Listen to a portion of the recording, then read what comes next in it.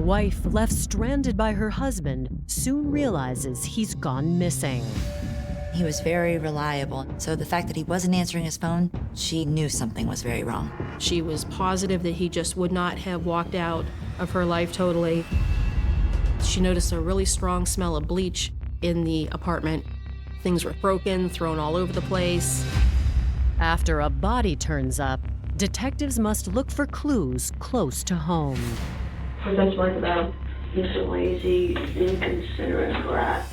Things weren't great between the four of them in the house. Is there anything you want to say? In my heart, I feel he was an evil person. As evidence emerges and suspects are pressed for answers, the grisly details of a man's final hours come to light. They were going to surprise him and attack him with a samurai sword. A sword? He thought he could judge people on who was good and who was bad, and they were going to get rid of him one way or the other.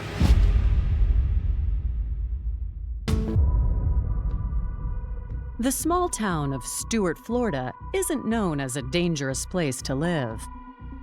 But just after 8 p.m. on April 21, 2008, police receive an emergency call from 47-year-old Kristen Jensen, who's concerned something has happened to her husband, Gerald. We learned from Kristen that she was in the VA hospital to detox off of substances. She made arrangements for her husband, Jerry, to pick her up. Sunday, the 20th, was the last time she spoke to him, and she was due to be discharged the next day, the 21st. However, when she was discharged, she kept calling his cell phone, and it kept going to voicemail. Kristen was initially alarmed because Jerry was very reliable. He was never even late. So the fact that he wasn't answering his phone, Kristen knew something was very wrong. She was able to make arrangements with the VA to actually have a shuttle transfer her back to her residence. Kristen tells police when she got home around 5:30 p.m., Jerry was still nowhere to be found. But she does find her daughter Nicole with her boyfriend Chris and their newborn baby who have been living with them. Kristen had been told by both Nicole and Chris Tomlinson that Jerry had gotten into a fight with somebody on the phone like around 10:30 at night, and it was on his cell phone, and they were afraid he was going to wake the baby. They went to the library so that they could log into the Wi-Fi, and when they came back home with the baby, Jerry was gone. Kristen says it seemed possible Jerry had simply forgotten to pick her up until she noticed something concerning. Anything that he would have taken with him was still there, and especially with his car being there, his keys being there, his clothes being there, his phone was there. She didn't feel it was normal for him just to walk away. Kristen said she noticed a really strong smell of bleach in the apartment, which she thought was unusual. Also, the bedroom no longer had a door, but the bathroom did.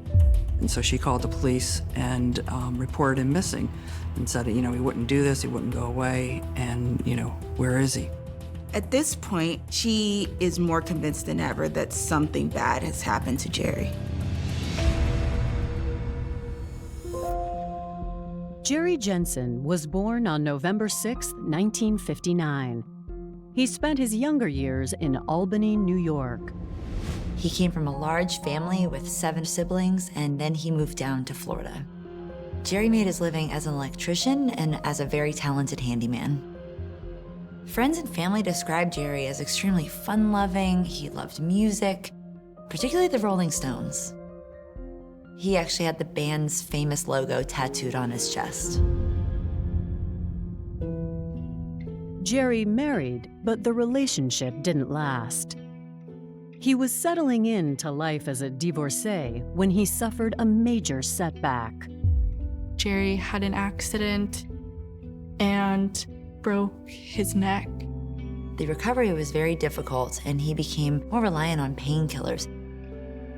It was a cycle of going through rehab, being clean for some time, stumbling, going through rehab. It was around that time he met Kristen Thornhill, a divorced mother of 3 who also struggled with addiction. My mom, she was in the Marines at one point and got hurt.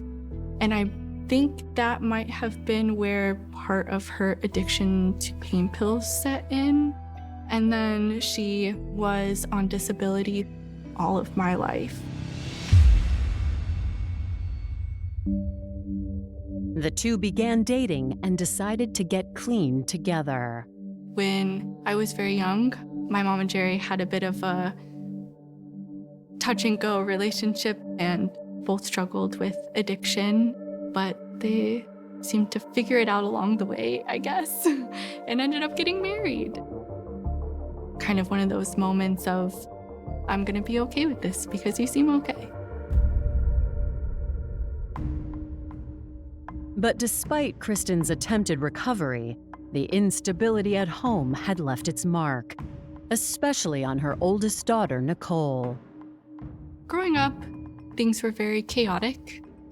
I was young enough that I didn't really understand what was going on, but my sister did. She didn't get to live with my mom for very long. My dad got to have us on weekends. He came to drop us off, and my mom wasn't home. Eventually, Child Services came and picked us up and put us back with my dad.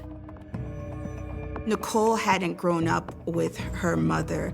As a matter of fact, Kristen's addiction issues led her to be estranged from Nicole for a large part of her childhood.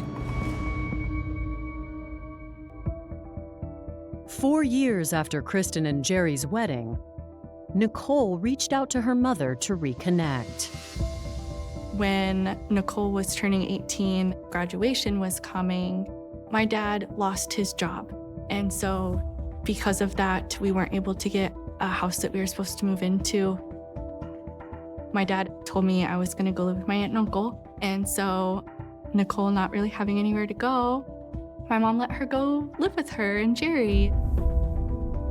My sister's relationship with my mom had always been a little bit rocky, but Nicole just loved my mom. Any opportunity she got, she just wanted to go stay with my mom growing up.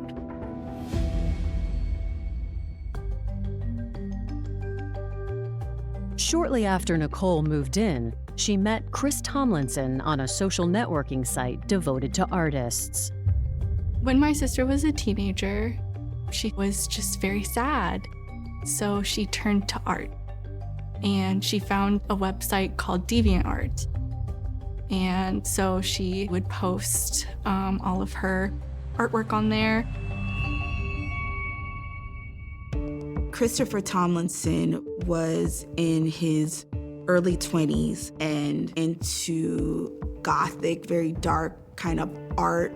And that spoke to Nicole, and she was the one who actually reached out to him. My son met Nicole Thornhill online while he was in the Army, stationed in Germany, and instant fall in love. And we're trying to talk him out. You don't know this girl. You haven't even met her. But he said he loved her. But Chris and Nicole's online relationship grew stronger during his deployment. So when he returned to the States, they were eager to be together. Chris was now stateside in California. However, Nicole was in Florida, living with Kristen and Jerry. In late 2006, Chris decides to go meet Nicole for the first time. Chris came to see her for 2 weeks. He was very outgoing and was very showy. Just 8 months after meeting online, 18-year-old Nicole announced she was moving back to California with 23-year-old Chris. Jerry and Kristen wanted to support her and decided not to stand in her way.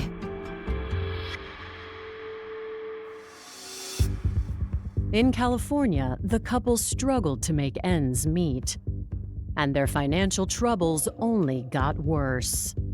Nicole called Jerry and Kristen to give them surprising news that she is pregnant and that she's due the following March. Nicole was 18 and unmarried and didn't know what to do. They ran out of money and didn't have anywhere else to go. Kristen and Jerry say, absolutely, come live with us, move back to Florida. And that's what Nicole and Chris decide to do. When they first move in, everything's going well, but as the baby is getting closer to arriving, tensions start to rise. Although Kristen was overjoyed by the birth of her grandchild, that happiness was short-lived.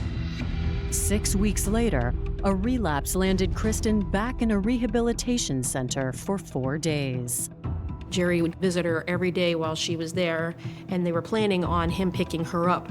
So when she was released and he didn't show up, that's when she decided to call the police department. Since Jerry has been missing for less than 24 hours, police aren't convinced a missing persons report is necessary. You know, typically when a grown person disappears, they don't jump right in unless there's some real fishy circumstances. The police department did an attempt to locate, which is usually for an adult that just can't be found. There was no reason to think there was any foul play. They just couldn't be found at that time.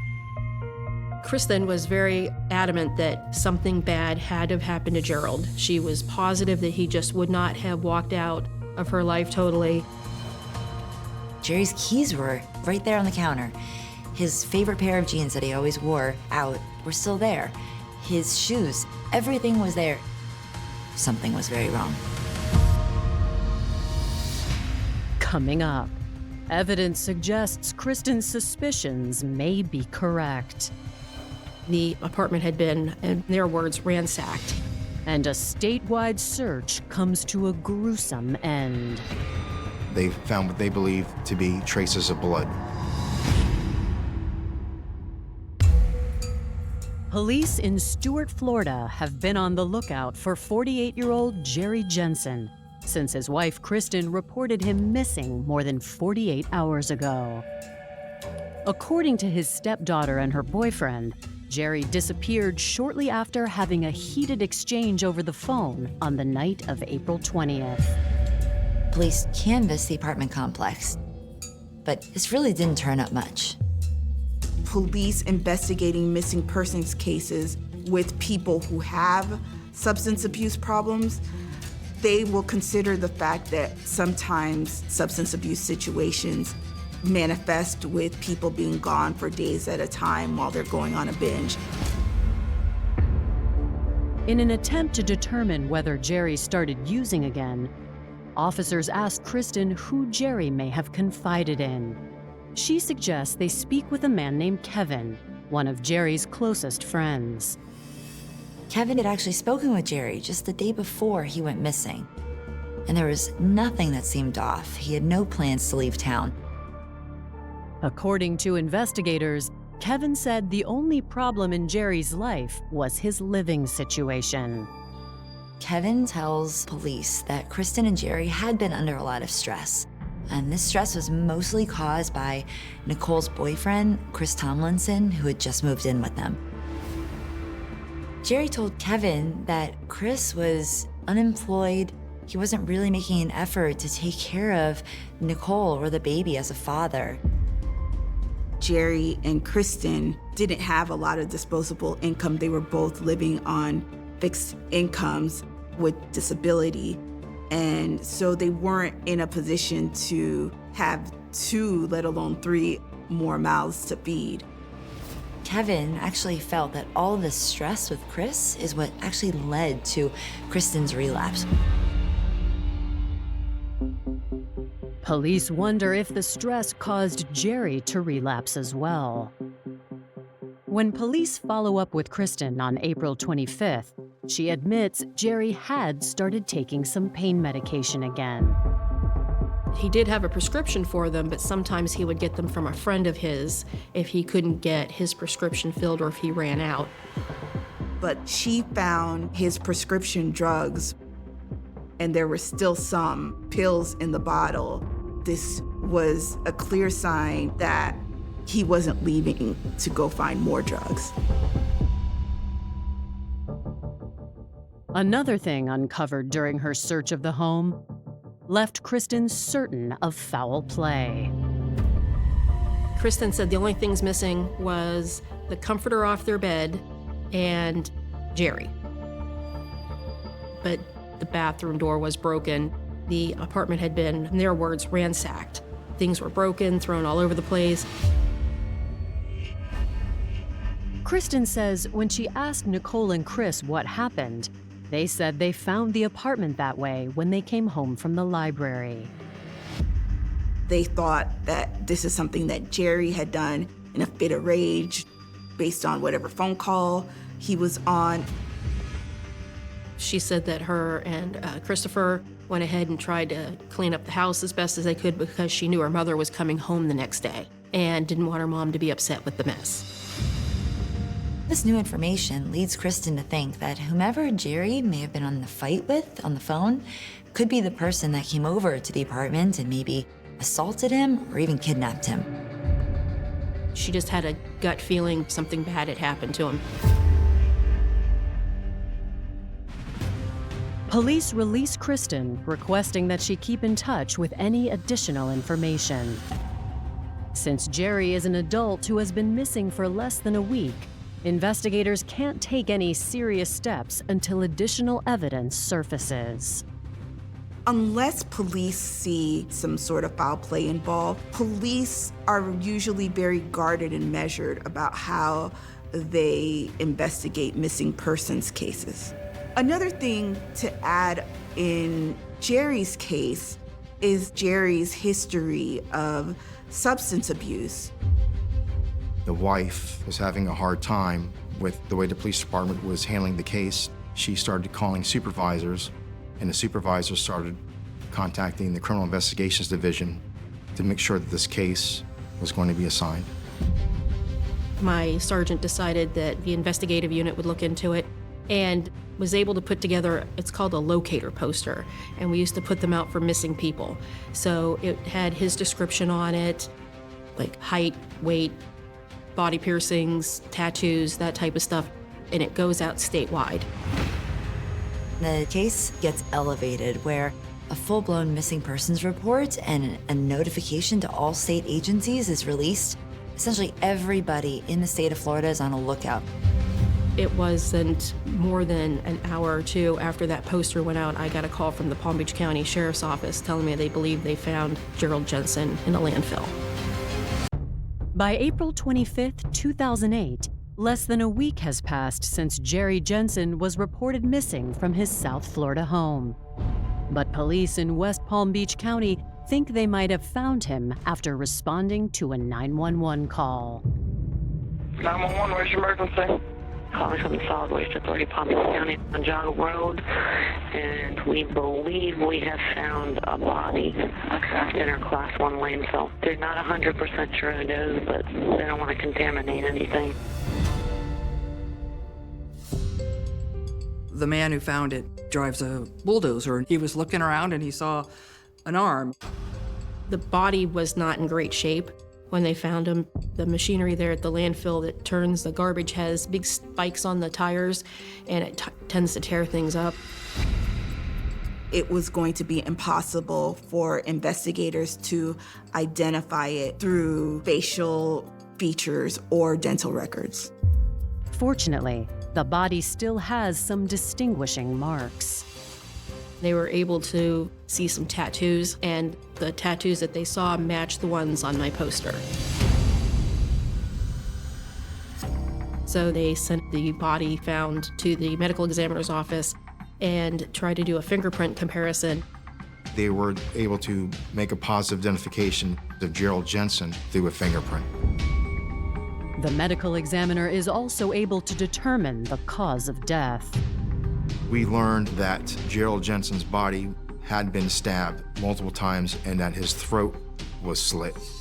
So therefore it was deemed to be a homicide. Two of the detectives went back to speak with Kristen and Nicole and Chris and just see if they could figure out any more information. Investigators begin by speaking with Jerry's wife, Kristen. We did break the news to her that Gerald was deceased and that he'd been found in Palm Beach County. She took it very hard and was very upset and hysterical at that point in time. Since Kristen was in rehab at the time of Jerry's death, she is directly ruled out as a suspect. Now, investigators point their questions toward the other members of the household. Kristen admitted that things weren't great between the four of them in the house. How do you like Chris? I don't. What don't you like about him? He's a lazy, inconsiderate brat. I wish Nicole could see it, but she can't. Chris didn't do anything. He wouldn't get a job. He sat and played video games all day. And every time my mom would nag Chris, my sister would go to Chris's defense. Kristen tells detectives she even suspects Chris might be AWOL. He supposedly just got out of the Army, and he just came straight here, and he can't show me his DD-214. You don't believe him? Not at all. She did not believe that he was discharged from the Army. She kept requesting his DD-214 discharge papers, and he would not provide it to her. You're supposed to go through the debriefing and all that. He said no, he left. He was to go to Texas and either be arrested or kicked out of the Army. Fortunately, they kicked him out with no jail time or any of that. How did Jerry get along with Chris? He didn't at all. They barely spoke. What about with the baby? How's he as a father? He's good. Is he protective of the baby? Mm-hmm. How did Nicole get along with Jerry? She was calling Jerry Dad, and things were just great, and then all of a sudden, Chris shows up. Okay. Yeah. She doesn't want to call him Dad anymore. Investigators then ask Kristen what she thinks happened to Jerry. Nicole and Chris told her Jerry had been on an angry phone call that evening. She still believes whoever was on that call came looking to settle the score. He ran in the bedroom to hide or something, and they kicked the door down and beat the out of him. Okay, did any idea who he was talking to? I still can't figure out who it could have been. While I was starting my interviews, Detective Gerwin was working on getting a search warrant for the records for Gerald's cell phone. And the search warrant came back with a list of calls and times. Jerry wasn't on the phone that night. That was a lie. Armed with this information, detectives bring Nicole and Chris in for questioning. They start with Nicole. We asked her several times how positive she was. The time of the fight was around 10:30. The fact that it was on a cell phone, not a house phone, that they went to the local library, and she was very adamant that she was correct.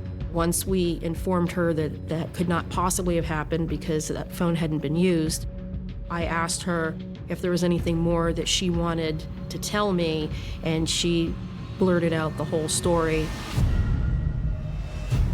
Coming up, a shocking confession. They started knocking on the hallway. Especially attacked him. That had to be so terrifying way to die. Someone coming at you with a sword in a confined space. They didn't deserve that.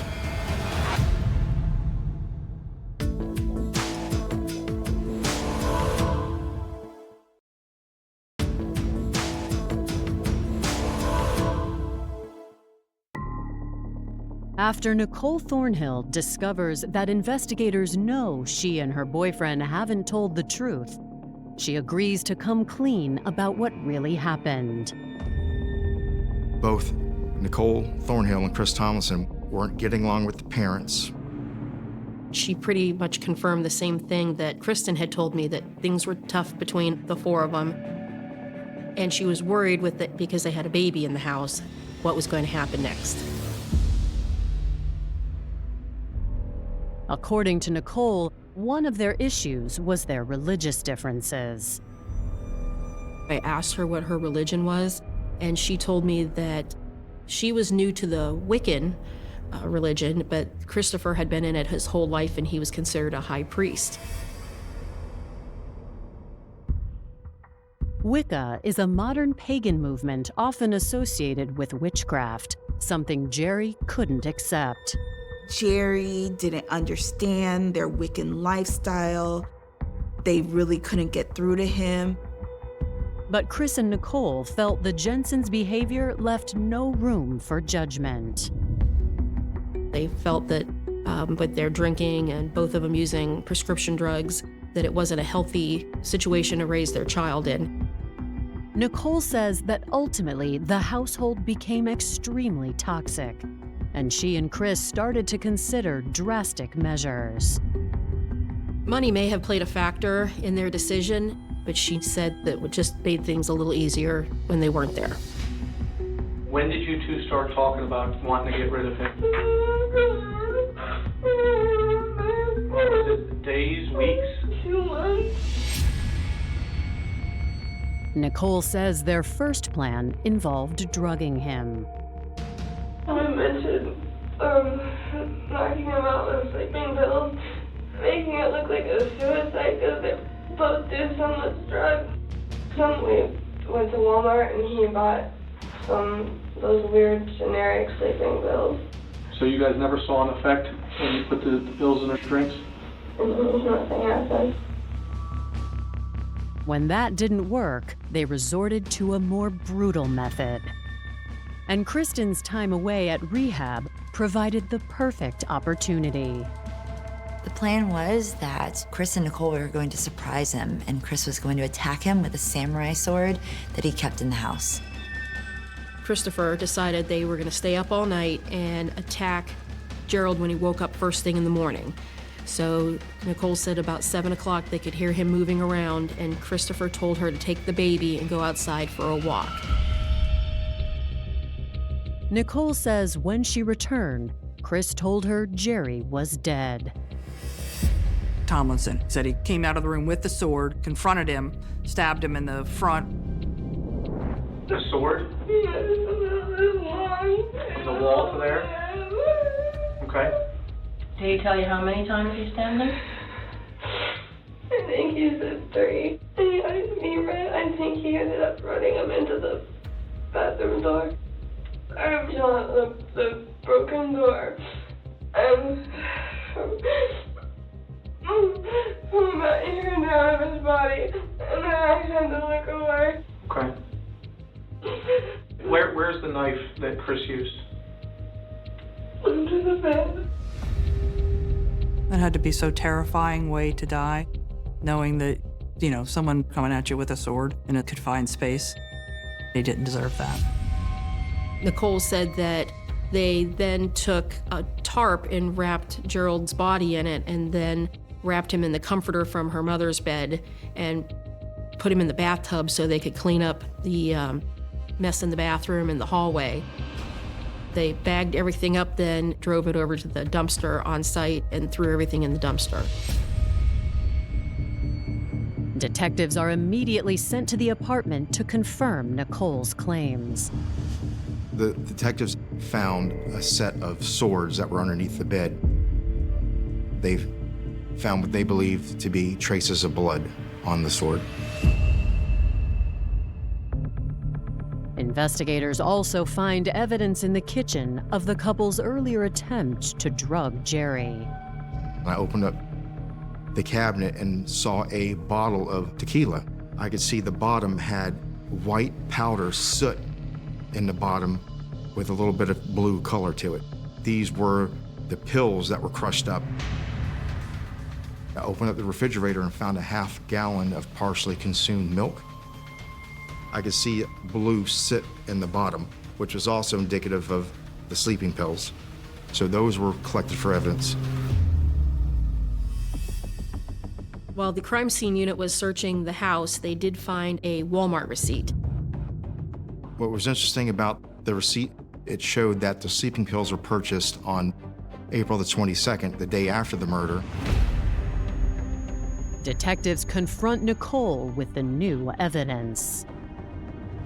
You had told us that the two of you had been planning something for Jerry. Had you ever planned something for your mom? Yeah. What was that? Pretty much the same thing. The same thing how? To get rid of her.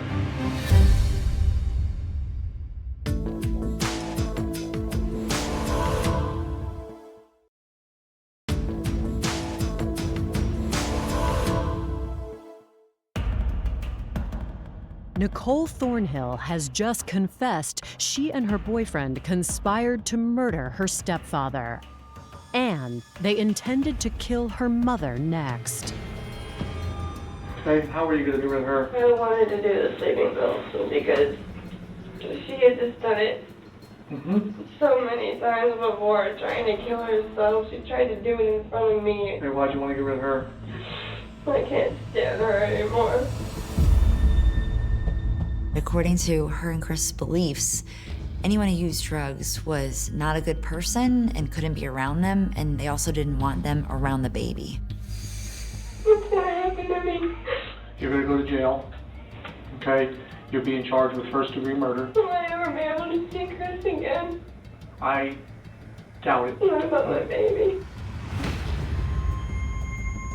The way that both Chris and Nicole felt that they had been impacted as children with parents leaving, that's what they did to their own child. Their baby's life is now essentially changed forever. After they're finished questioning Nicole, investigators sit down with Chris, who was being held in a separate room. Unaware of Nicole's confession, Chris is sticking to a very different story. I asked him how he felt about Gerald. He didn't like the way Gerald acted by yelling and fighting and drinking and the drugs. I asked Christopher about the Wiccan aspect of it, and he told me that he was a high priest. He believed that he could see auras around people, and he did not think people with a bad aura should be allowed to live in the same world as his child. When investigators tell Chris they found Jerry's body, he acts surprised. He was found in a landfill in Palm Beach County. How does that make you feel? That really sucks. I don't wish anybody did. Even if they're the biggest ass in the world. Okay. Did you do anything to him? No. You have no idea how he got in that landfill? No. But Chris changes his tune when he learns about Nicole's confession. He was killed in that apartment. There's no question. And we're going to be able to prove that. Now, how it's portrayed is up to you. I'd like to know what your side of the story is. Chris, what happened? Can I get some water? Sure. We got him a drink, and then after he told us that, yes, there had been a fight, but it was self-defense. When did this happen? Early morning. Yeah, I was in the kitchen getting breakfast to go to the bedroom, and he came out and started yelling like he was ready to fight, which has happened more than once. I instinctively grabbed the weapon, and, you know, he lunged at me, and I kicked him back into the hallway, and I tried to run out the door, and he grabbed me, and just, I lost it. And you lost it. What do you mean? You got to describe that for us? I just turned around and tried to break out of it and ended up stabbing him. He changed his story several times as to how he happened to have the sword in his possession, where the fight occurred, who hit whom first, and we then told him that we did not believe that's the way the story occurred. And eventually he came around and told us that they had planned the poisoning first, and eventually they decided that if Kristen was out of the way at the VA rehab, then they could attack and kill Gerald.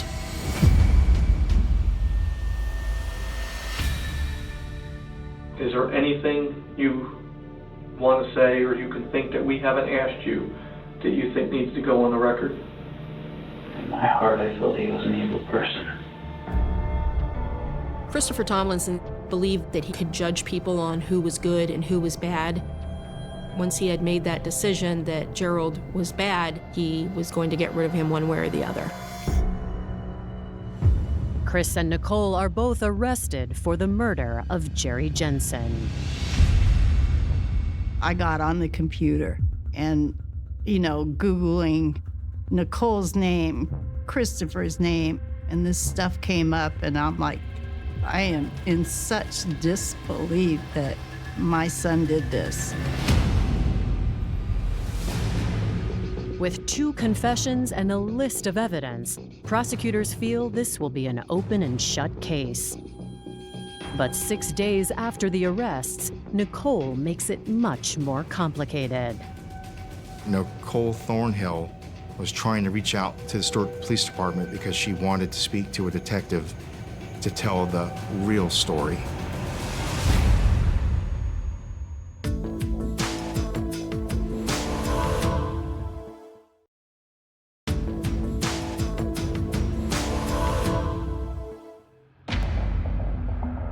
Nicole Thornhill has implicated herself and her boyfriend, Chris Tomlinson, in a plot to murder both of her parents.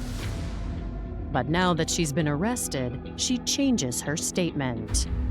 At this point, she's figured out, after being in jail for a week, that she's in a lot of trouble. And so now she's trying to put it all on Tomlinson. And she's claiming that she was scared of him and that he was controlling and that she only helped because he made her help.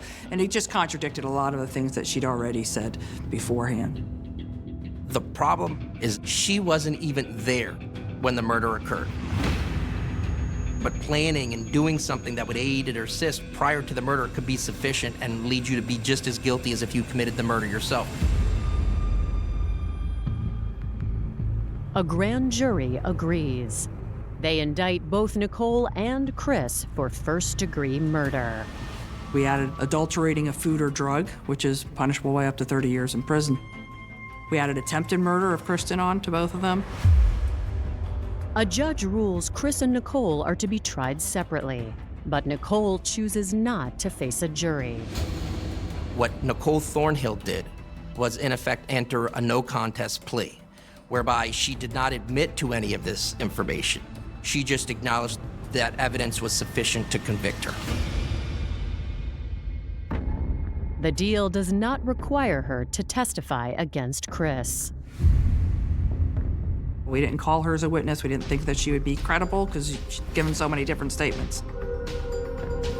On May 18, 2010, the trial for Chris Tomlinson begins. The best argument the defense had was that it was self-defense. They couldn't dispute that their guy did it because he admitted to it. But why did you bring a sword into the hallway if you weren't planning to attack him? It was just another one of those inconsistencies that didn't match up to his story.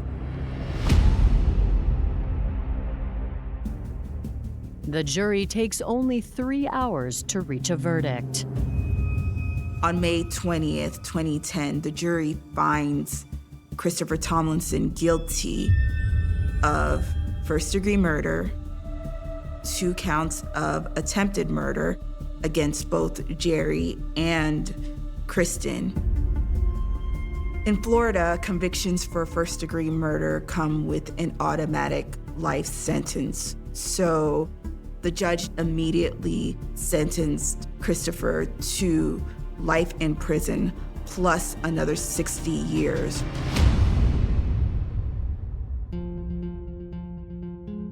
Christopher, to this day, still has not told me in his words why. And I look at Christopher, you can had all this, but you got involved with Nicole and the Army messed you up. So all of those combined, he snapped, and he can never come back from it. When Nicole is sentenced a month later, there is a surprising character witness. One of the people who show up and ask for leniency for her is her mother. Kristen looked at her daughter and she said, "I believe in you." My mom continued to be there for my sister because she knew something was wrong. And my mom continued to fight for my sister. After hearing from Kristen, the judge did not sentence Nicole to life in prison, but gave her what is almost the equivalent of a life sentence. He sentenced her to 50 years. Justice was served. However, this will never bring back Jerry, who had done nothing wrong except try to take in two people that were in need of help, and he paid for that with his life. You know, everybody has their demons, everybody has their past. It doesn't mean that you should have been brutally murdered and thrown away like a piece of garbage. I mean, think about that. What could be so bad that anyone would deserve that? Kristen Jensen died in 2020. But before her death, she and her daughter managed to make amends. Nicole finally got to have the relationship with my mom that she always wanted, and vice versa. My mom struggled with her grief and pain over what happened with my sister, but they had a great relationship eventually.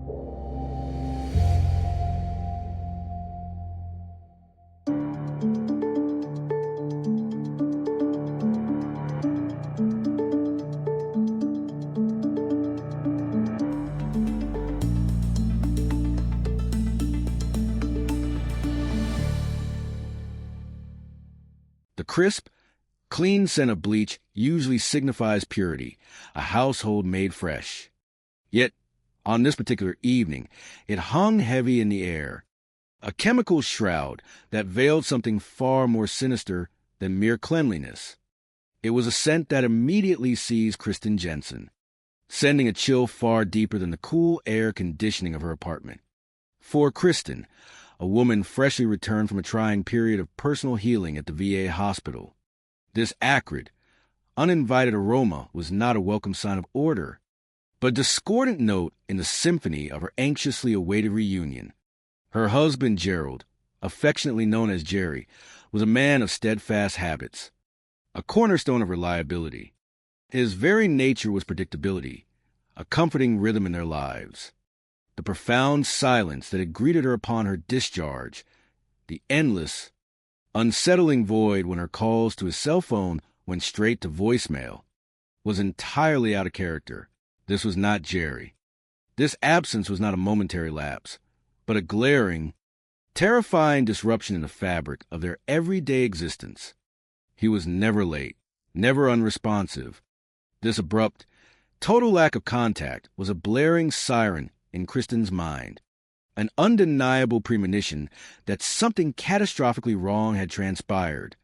She harbored an unwavering conviction, an absolute certainty woven into the very core of her being, that Jerry, the man who was her anchor, her companion, her husband, could not simply walk out of her life without a trace. Such a thought was anathema to everything she knew of him, a betrayal of his deepest nature that she simply could not accept. As Kristen navigated the familiar yet unsettling quiet of her apartment, the bleach smell grew more potent, almost suffocating. Her eyes, still adjusting to the home environment after days of institutional white walls, began to register other stark anomalies. Things were not merely untidy. They were broken, violently displaced, strewn about with an alarming disregard that spoke not an argument, but of a struggle. A lamp lay toppled, its shade askew. A table was overturned. Fragments of ceramic crunched underfoot in the dim light. It was a scene of chaos, an almost primal disruption that sent shivers down her spine, reinforcing her already mounting dread. This was not the home she had left. This was not merely messy. This was violated. The tragic turn of events would soon unfold with a chilling swiftness. When, in due course, a body eventually surfaces, An agonizing revelation that solidifies Kristen's worst fears. The meticulous, unwavering gaze of detectives must invariably pivot. Their focus narrows. Their logical progression dictates that the search for answers for the elusive perpetrator must begin precisely where the victim's life ended, close to home. The intimate, often concealed, tensions within the household become paramount. The subtle nuances of family dynamics, the unspoken resentments, the financial pressures, and the clashing personalities, all of these factors are thrust under an unforgiving spotlight, painstakingly examined for any fissure that might lead to the ghastly truth. Indeed, the domestic tranquility, if it could even be called that, between the four individuals cohabiting in that apartment was far from idyllic. Beneath the superficial veneer of familial unit lay a cauldron of brewing discord, a simmering pot of resentments and conflicting ideologies.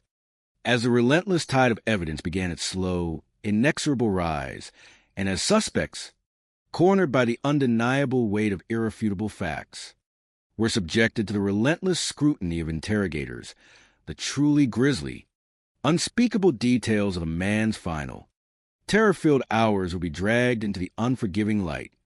The narrative that would ultimately emerge, meticulously pieced together from fractured memories and desperate confessions, would be a chilling testament to premeditated malice, a story almost too macabre to contemplate. They, the antagonists in this unfolding tragedy, had conspired with a cold, calculated intent to surprise him, their chosen instrument of ultimate and permanent attack, a brutal, antique weapon, a samurai sword. The incongruity of such a weapon within a modern, unassuming Florida apartment only served to amplify the horror. He, the victim, Jerry, a man trying to navigate his own complicated life, had held strong convictions, believing with an almost naive conviction in his own ability to discern moral character, to cleanly categorize individuals as either good or bad.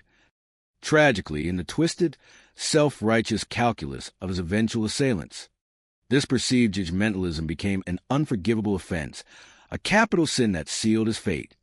In their chillingly detached reasoning, his badness justified their extreme and ultimate solution. They were going to get rid of him, one way or another. Their resolve was absolute, their method brutal, their self-justification complete. The sleepy, often overlooked small town of Stuart, Florida, nestled along the Treasure Coast, hardly features in the annals of dangerous locales. It's known more for its natural beauty, its charming waterfronts, and its tranquil, unhurried pace of life. It is not, by any stretch of the imagination, a place notorious for dark deeds. But just after 8 p.m. on the evening of April 21st, 2008, the town's placid veneer was irrevocably shattered. The local police received an urgent, panicked emergency call, one that signaled the initiation of a deeply unsettling narrative. The voice on the other end belonged to 47-year-old Kristen Jensen, her words thick with an escalating fear as she articulated her profound concern. Something terrible, she instinctively knew, had befallen her husband Gerald.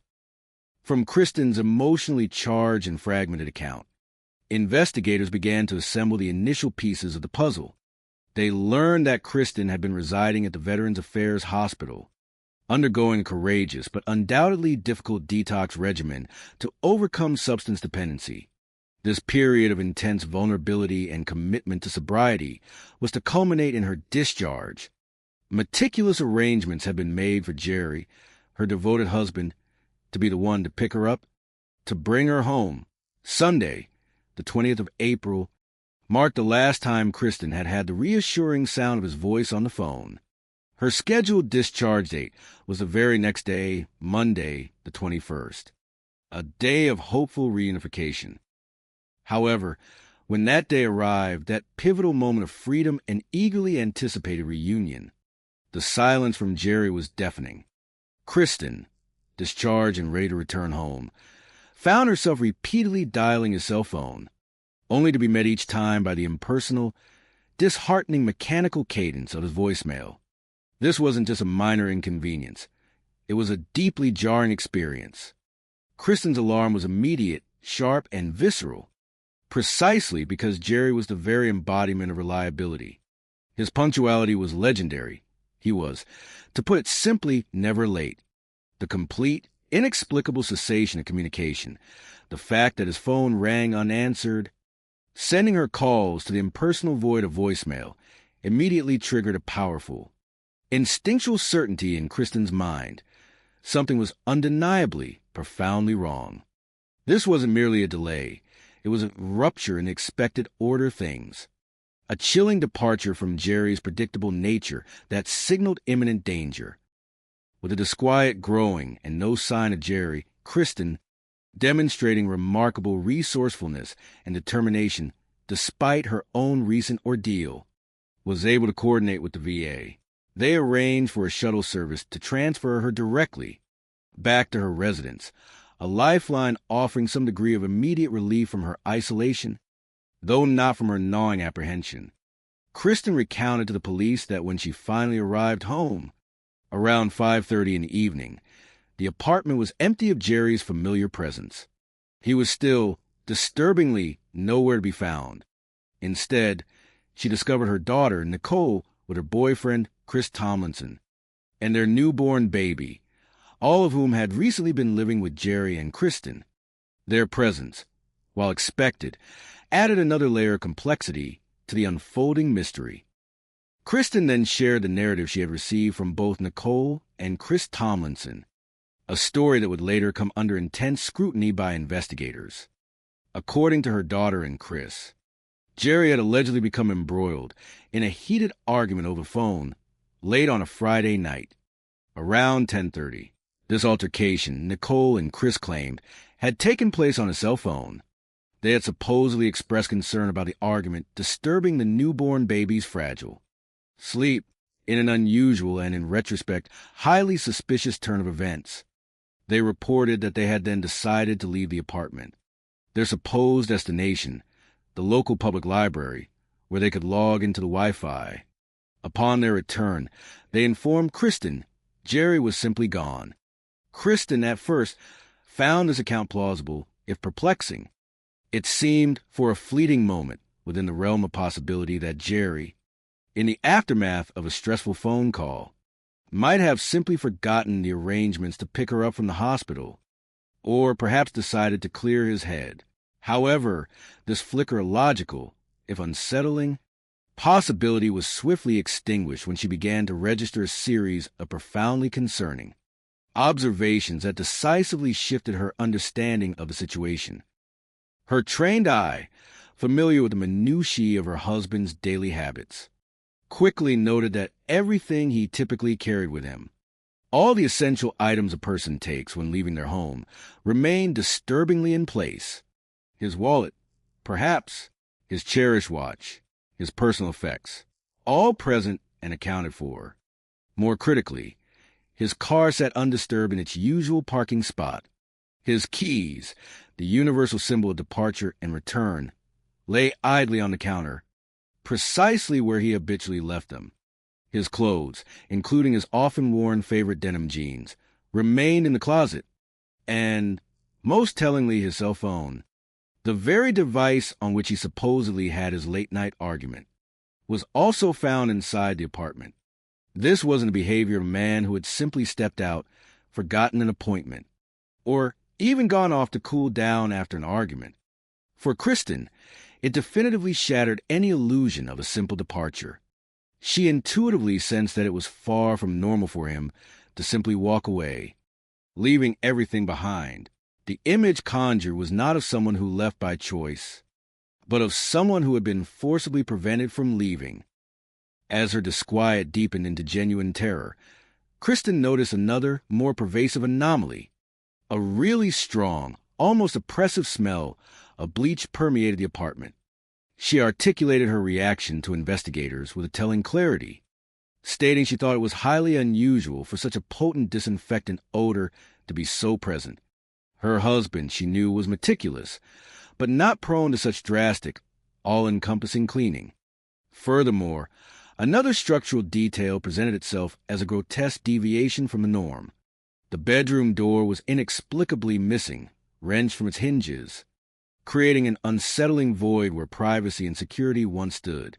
Yet, ironically, the bathroom still possessed its door, a fact that in the light of later events would gain chilling significance. Faced with these deeply disturbing observations, the persistent odor, the broken furniture, the missing door, and the uncharacteristic absence of her profoundly reliable husband, Kristen's mounting certainty of foul play crystallized into an urgent necessity. She immediately contacted the police, officially reporting Jerry missing. Her voice, though undoubtedly tinged with desperation, carried an unwavering conviction. You know, he wouldn't do this, he wouldn't go away, and, you know, where is he? At this critical juncture, her initial apprehension had intensified into an absolute conviction.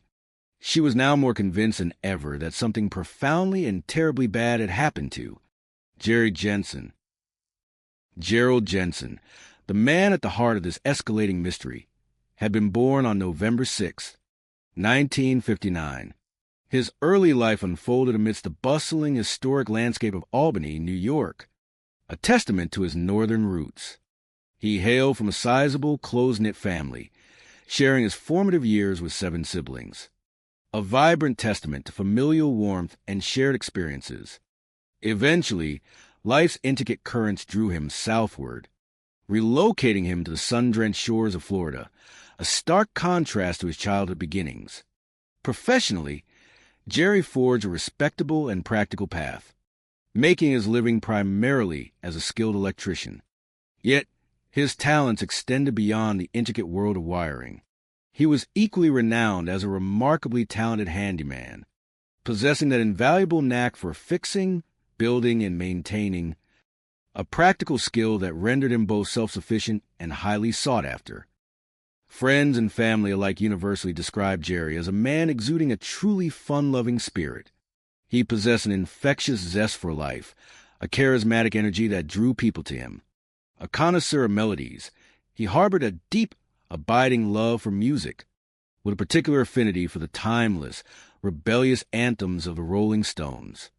This devotion was not merely superficial, it was ingrained, so much so that he proudly bore the iconic band's famous, mischievous tongue and lips logo tattooed on his chest, a permanent emblem of his musical passion.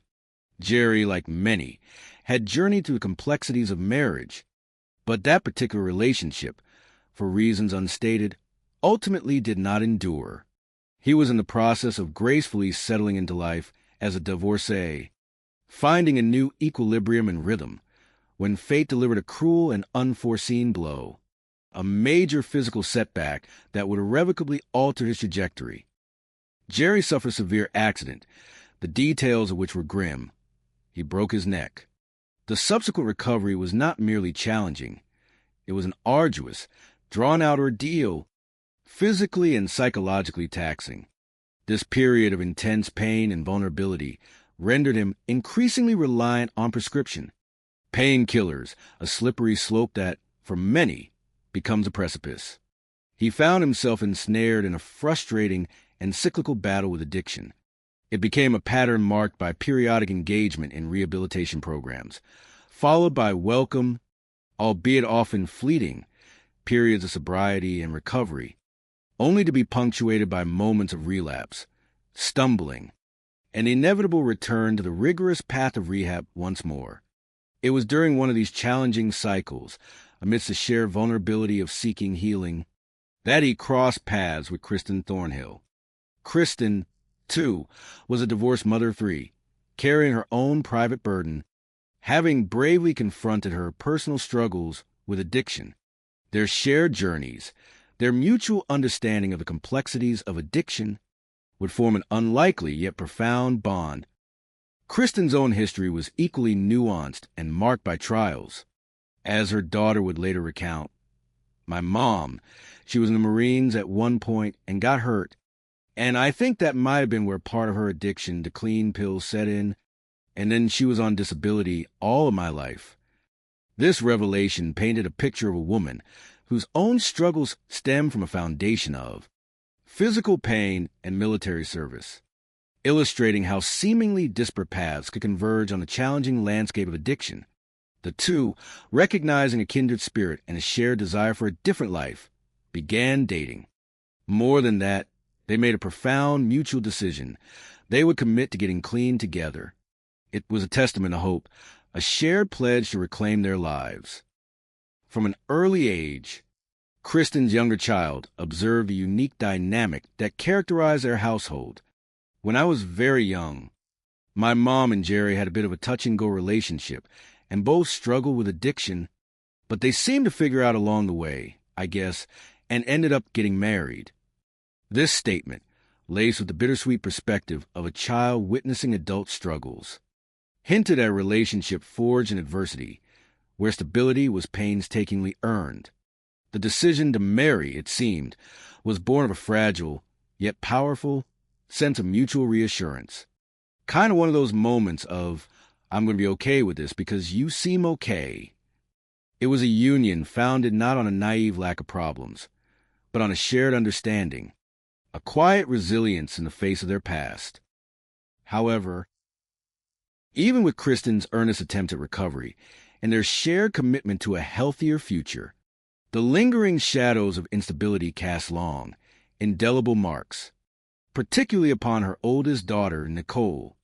The turbulent early years had left a profound impression. Growing up, things were very chaotic, her younger sister reflected, a statement that succinctly captured the environment Nicole had navigated. I was young enough that I didn't really understand what was going on, but my sister did. She didn't get to live with my mom for very long. This tragic gap in their family history spoke volumes. The instability escalated to a critical point when, upon her father dropping the children off for a scheduled weekend visit, Kristen wasn't home. The ultimate consequence was intervention. Eventually, child services came and picked us up and put us back with my dad. This fractured childhood meant that Nicole had not had the opportunity to grow up alongside her mother. As a matter of painful fact, Kristen's deeply entrenched addiction issues had led to a prolonged and heartbreaking estrangement from Nicole throughout a significant portion of her childhood, creating a void that lingered for years.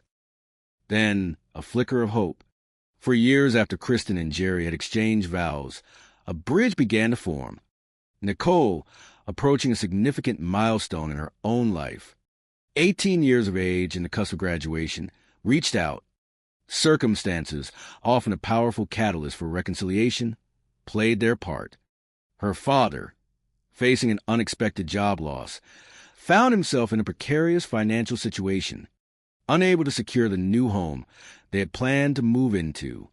My dad told me I was going to go live with my aunt and uncle, Nicole's younger sister recalled, painting a picture of a young woman adrift at a pivotal life stage. In this moment of acute need, with Nicole not truly having anywhere else to turn, Kristen, demonstrating a mother's instinct, stepped forward. My mom let her go live with her and Jerry. Despite the past difficulties, my sister's relationship with my mom had always been a little bit rocky. Nicole, it seemed, harbored profound longing for connection. Nicole just loved my mom. Any opportunity she got, she just wanted to go stay with my mom growing up. This vulnerability, this yearning for a maternal bond, would later add a tragic dimension to the unfolding events. Shortly after Nicole had moved into the apartment with Kristen and Jerry, fate, in its unpredictable way, introduced a new element into the household dynamic. Nicole met Chris Tomlinson. Their initial connection blossomed, as so many do in the modern age, through a social networking site, not one of the mainstream behemoths, but one uniquely devoted to artists, a platform where creativity and expression converged. When my sister was a teenager, she was just very sad, so she turned to art, and she found a website called DeviantArt, and so she would post all of her artwork on there, her sister explained, providing valuable insight into Nicole's solace and chosen avenue of expression. Christopher Tomlinson, a young man in his early 20s, immerse himself in a world of Gothic aesthetics and very dark, introspective art. This artistic inclination resonated deeply with Nicole, who was naturally drawn to profound, sometimes brooding themes. It was Nicole, in a pivotal move, who initiated the connection, reaching out to Chris's mother, reflecting on this burgeoning online romance, recalled her initial apprehension.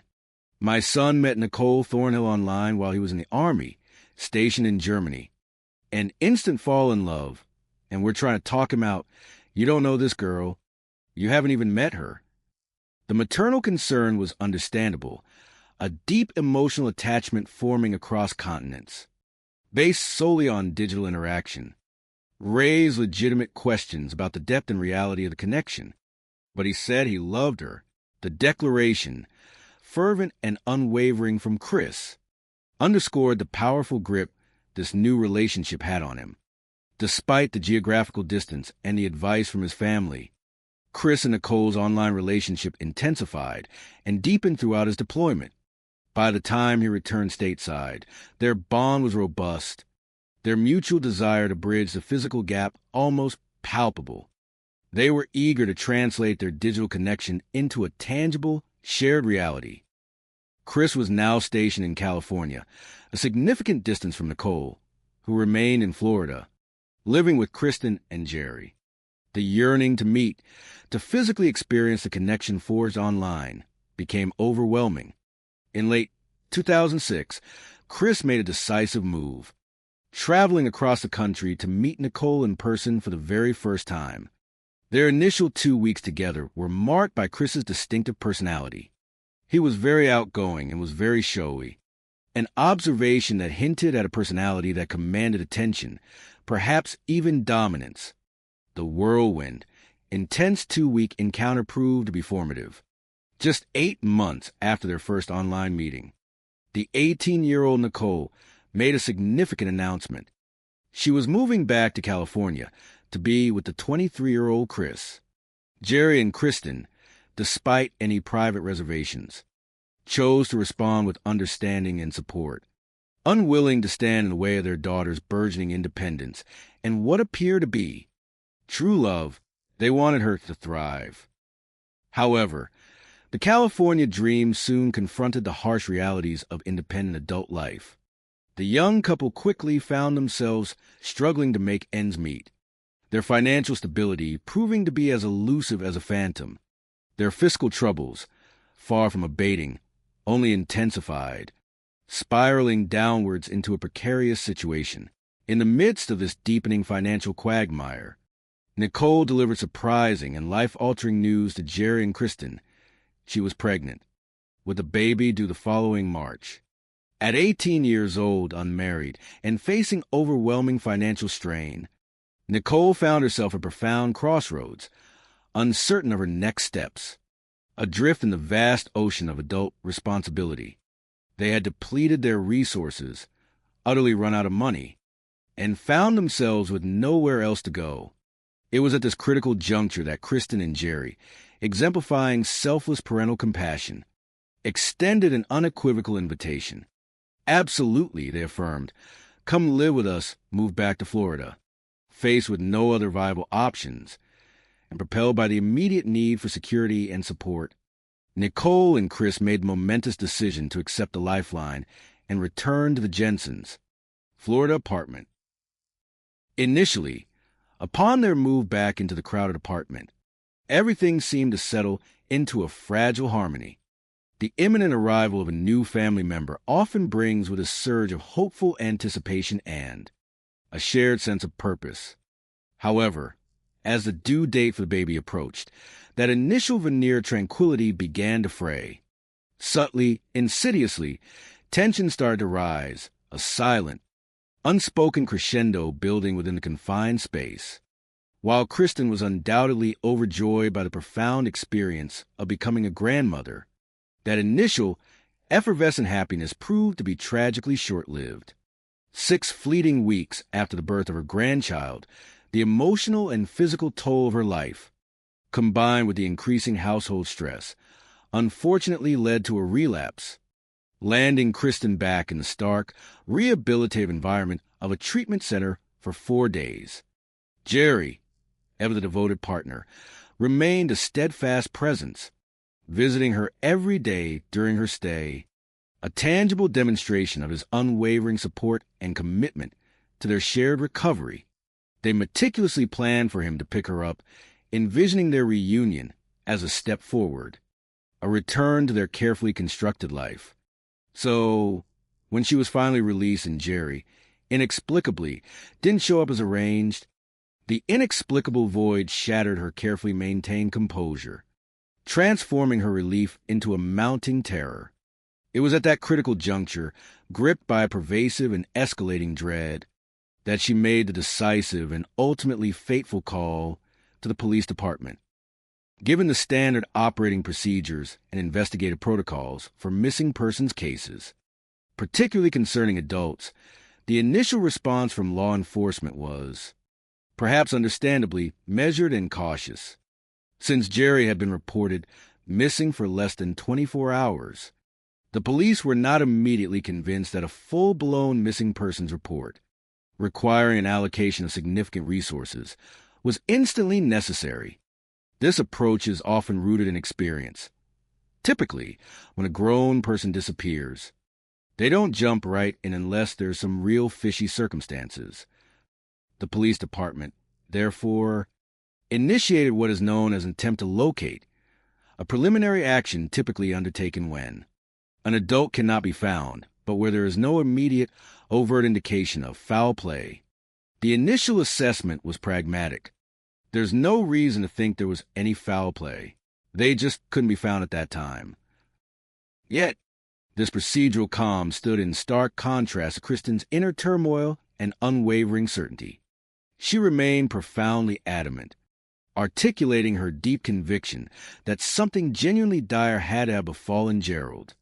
Her insistence was not born of histrionics, but of an intimate knowledge of her husband's character. She was absolutely positive, a conviction forged by years of shared life, that he simply would not have willingly, entirely walked out of her life without a word, leaving no trace. Her observations at home were chillingly specific, reinforcing her premonition. Jerry's keys, those ubiquitous symbols of daily routines, were right there on the counter, abandoned. His cherished pair of jeans, the comfortable, familiar ones he always chose for going out, remained draped precisely where he had left them. His shoes, his clothes, everything indicative of a planned departure, everything a man takes when he leaves his home, was still there, undisturbed, mocking his absence. For Kristen, these were not trivial details. They were glaring, undeniable signals. Something was very wrong. Her gut instinct, that deep, unspoken knowledge that often defies logic, screamed an unseen, malevolent force had disrupted their lives.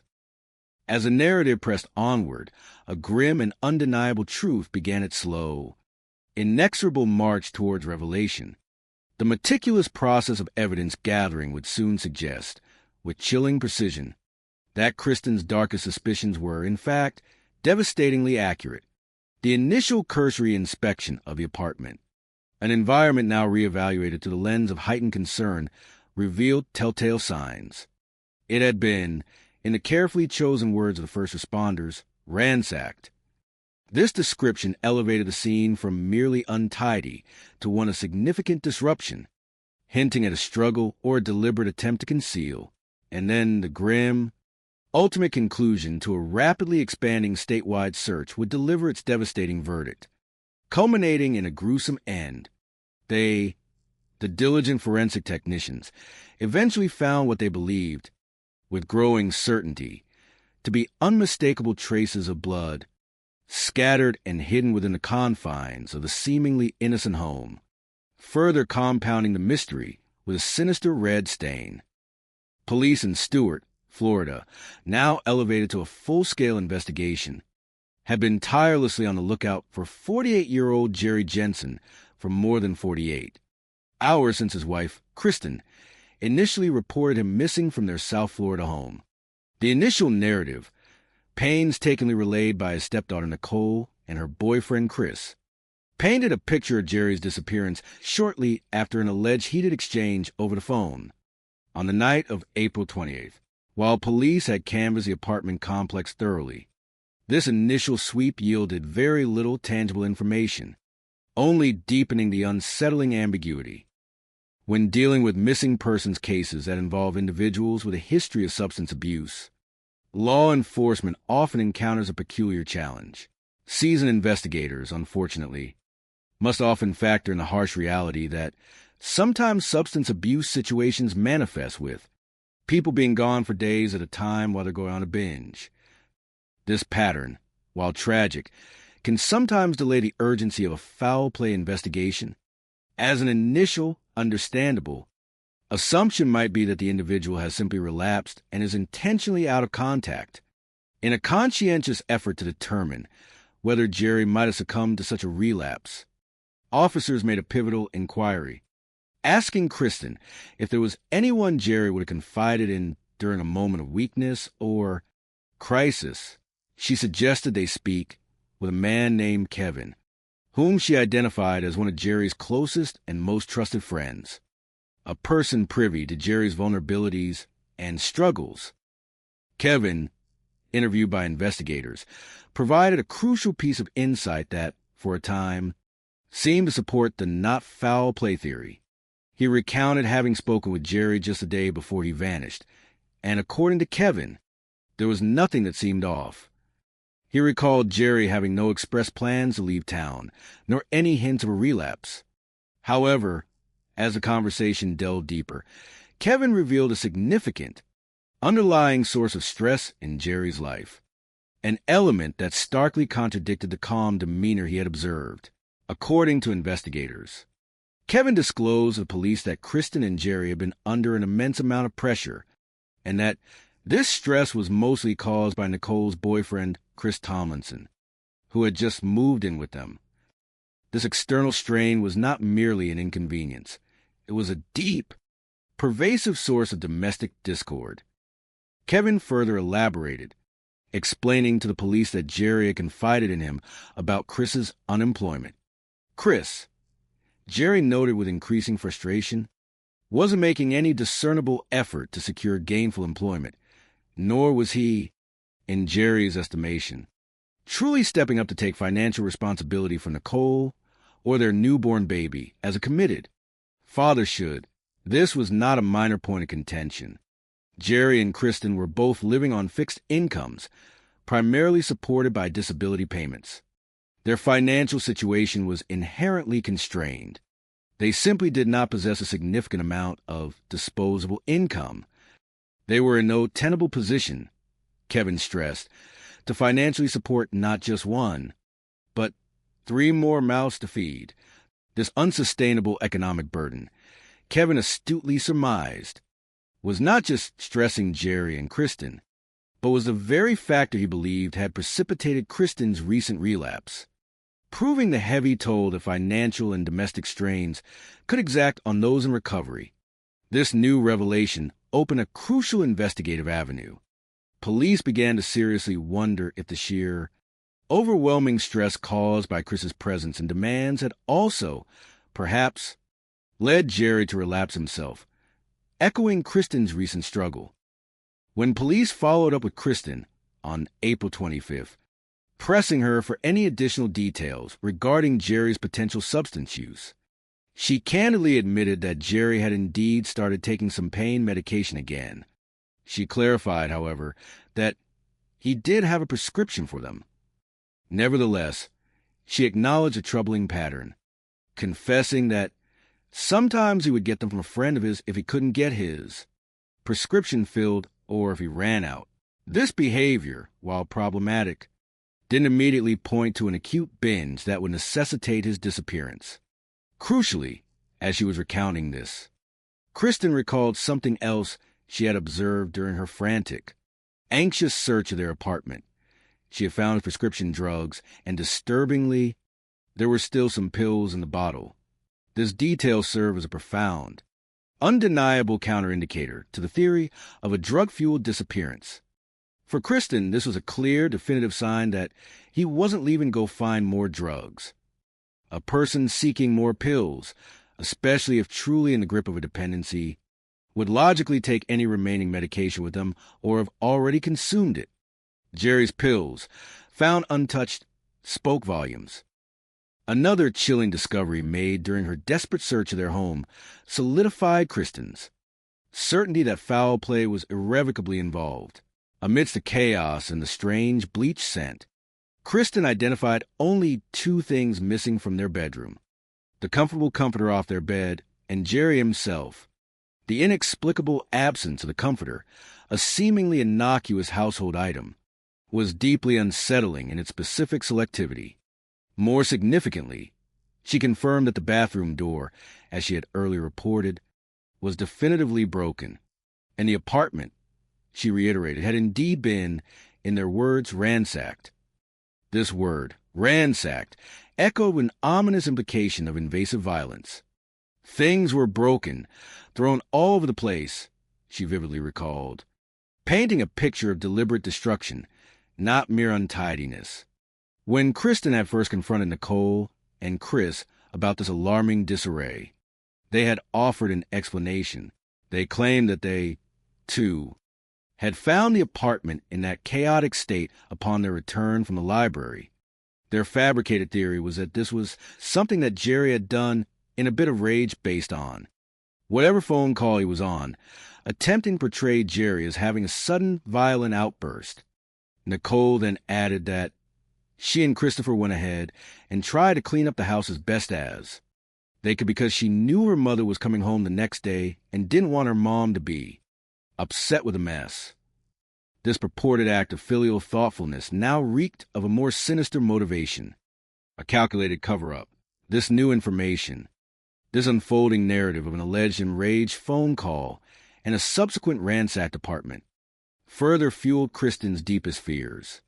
She reasoned that whoever Jerry may have been embroiled in a fight with on the phone could very well be the person who had subsequently come over to the apartment, perhaps assaulting him, or even, in her mounting terror, kidnapping him.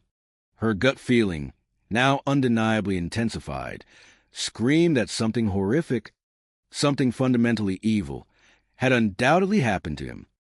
For now, the police released Kristen, requesting that she maintain continuous contact, relaying any additional information, however seemingly insignificant, that might emerge. The constraints of official procedure often dictate a careful, almost glacial pace. Since Jerry was an adult who had been missing for less than a week, investigators, bound by protocol, found themselves unable to take any serious steps until additional, compelling evidence unmistakably surfaced. Unless investigators discern some tangible, undeniable indication of foul play involved, police typically adopt a very guarded and measured approach to how they initiate and pursue missing persons cases. Adding another layer of complexity to Jerry's particular case was his known history of substance abuse. While tragic, such a history can sometimes, initially, cast a shadow of doubt, leading investigators down paths of speculation about voluntary disappearance or relapse, until concrete evidence points elsewhere. The sheer frustration emanating from Kristen, the missing man's wife, was palpable. She struggled profoundly with the perceived sluggishness and inadequacy of the police department's initial handling of the case. Her deep-seated certainty that something was grievously wrong with Jerry, coupled with a seeming lack of urgency from law enforcement, compelled her to action. She started making a series of insistent, emotionally charged calls, directly reaching out to supervisors, determined to escalate the matter. This persistent advocacy ultimately bore fruit. Her relentless pressure led the supervisors to contact the Criminal Investigations Division, ensuring that her missing persons case would not languish but would be formally assigned. My sergeant, recognizing the urgency and Kristen's unwavering conviction, made the decisive move that the investigative unit would officially look into it. This shift marked a critical turning point. The unit was then able to swiftly assemble what is formally known as a locator poster. this crucial visual tool, a staple of missing persons investigations, carried Jerry's comprehensive description, meticulously detailing height, weight, body piercings, tattoos, that type of stuff. The purpose was clear. It would be disseminated widely, going out statewide. The case, now energized by Kristen's fierce determination and official reassignment, was definitively elevated. A full-blown missing persons report, comprehensive in its detail and urgent in its tone, was promptly issued. Simultaneously, a formal notification was dispatched to all state agencies, specifically instructing everybody in the state of Florida to be on a critical lookout for Jerry Jensen. This marked a profound increase in investigative intensity, spreading the search net across the entire Sunshine State. The effectiveness of this swift, widespread notification was almost immediate, dramatically swift in fact. It wasn't more than an hour or two after that critical poster had been digitally disseminated and physically distributed that a call came in. The voice on the other end belonged to an officer from the Palm Beach County Sheriff's Office, delivering news that, while offering a grim resolution, brought a chilling confirmation of Kristen's deepest fears. They believed they found Gerald Jensen in the landfill. The search, it seemed, had come to its brutal and tragic end. By April 25th, 2008, less than a week had agonizingly passed since Jerry Jensen had been reported missing from his South Florida home. Yet, the initial hopeful inquiries had dissolved into a stark, gruesome reality. Police in West Palm Beach County had responded to a haunting 911 call, a voice emerging from a vast, sprawling, and unsanitary landscape of waste management, announcing a discovery that would forever alter the course of this unfolding tragedy. The emergency operator, maintaining professional calm, answered, 911, where's your emergency? The caller, identifying themselves as calling from the Solid Waste Authority, Palm Beach County in the jungle world, delivered the chilling news. And we believe we have found a body accessed in our Class 1 landfill. The initial report was cautious, emphasizing that they weren't 100% sure who it is. A professional deferral to definitive identification, but a critical concern lingered. They don't want to contaminate anything. The discovery itself was horrific, made by a man driving a bulldozer, navigating the mountains of refuse, when he was looking around and he saw an arm. The condition of the body, when it was eventually recovered from the desolate landscape of the landfill, was, as could be grimly anticipated, far from intact. The massive machinery inherent to landfill operations, specifically the powerful equipment with its immense spikes on the tires, is designed to compact and turn vast quantities of garbage. This process, by its very nature, tends to tear things up indiscriminately. Consequently, it was immediately clear that it would be an impossible task for investigators to positively identify the deceased through conventional methods, such as facial features or dental records, which were irrevocably damaged. Fortunately, despite the catastrophic trauma inflicted by the landfill machinery, the body still retained some crucial distinguishing marks, permanent identifiers that offered a slender thread of hope for identification. Meticulous examination revealed some tattoos, and, in a critical breakthrough, these tattoos matched the ones on my poster, confirming a direct link to the statewide locator bulletin issued for Jerry Jensen. This allowed for the next vital step. The body was promptly transported to the medical examiner's office, where forensic experts meticulously worked to perform a fingerprint comparison. With diligent effort, they were ultimately successful. They were able to make a positive identification that Gerald Jensen through a fingerprint. The identification was undeniably confirmed, bringing a grim, heartbreaking certainty to Kristen's worst fears. With Jerry's identity now unequivocally established, the medical examiner proceeded with the vital next step, determining the cause of death. The findings were not merely tragic. They were profoundly disturbing, revealing the horrifying nature of Jerry's final moments. We learned that Gerald Jensen's body had been stabbed multiple times and that his throat was slit. This brutal, unequivocal evidence left no room for doubt. It was a clear act of premeditated violence, so therefore it was deemed to be a homicide. The casual nature of the medical jargon belied the horrific reality of such a declaration, transforming a missing persons case into a full-scale murder investigation. With this devastating news confirmed, a crucial immediate action was taken. 2 of the detectives went back to speak with Kristen and Nicole and Chris and just see if they could figure out any more information. The net of suspicion, having widened with the discovery of the body, was now tightening around those closest to the victim, particularly those who had offered the most convoluted and questionable initial narratives. Investigators began this grim task by engaging with Jerry's wife, Kristen. This interaction, tragically, involved delivering the most devastating news any spouse could hear.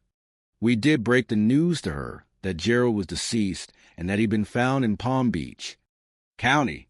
Kristen's reaction was entirely as one might expect from a grieving wife. She took it very hard and was very upset and hysterical at that point in time. The raw, unbridled emotional display served as its own form of evidence, confirming the depth of her shock and grief. Given Kristen's verified whereabouts at the time of Jerry's death, she had been in rehab, a fact independently corroborated by the VA hospital, she was immediately and unequivocally ruled out as a direct suspect in the physical act of the murder. This forensic clarity allowed investigators to narrow their focus, shifting their concentrated line of questioning towards the remaining members of the household, the other individuals who had been present at the time of Jerry's disappearance and who had provided such a problematic narrative. Nicole and Chris. Kristen, recovering from the initial shock and now armed with the devastating certainty of Jerry's fate, began to speak with a newfound candor, fueled by a mixture of grief and simmering resentment. She admitted that the domestic atmosphere, the relationship between the 4 of them in the house, had been far from harmonious. The living situation was characterized by significant tension, with Chris Tomlinson emerging as a central point of contention. Chris didn't do anything, she stated plainly, revealing her frustration. He wouldn't get a job. Instead of contributing to the household economy or the general welfare, Chris, she lamented, sat and played video games all day. Compounding this problem was Nicole's consistent, unwavering defense of her boyfriend.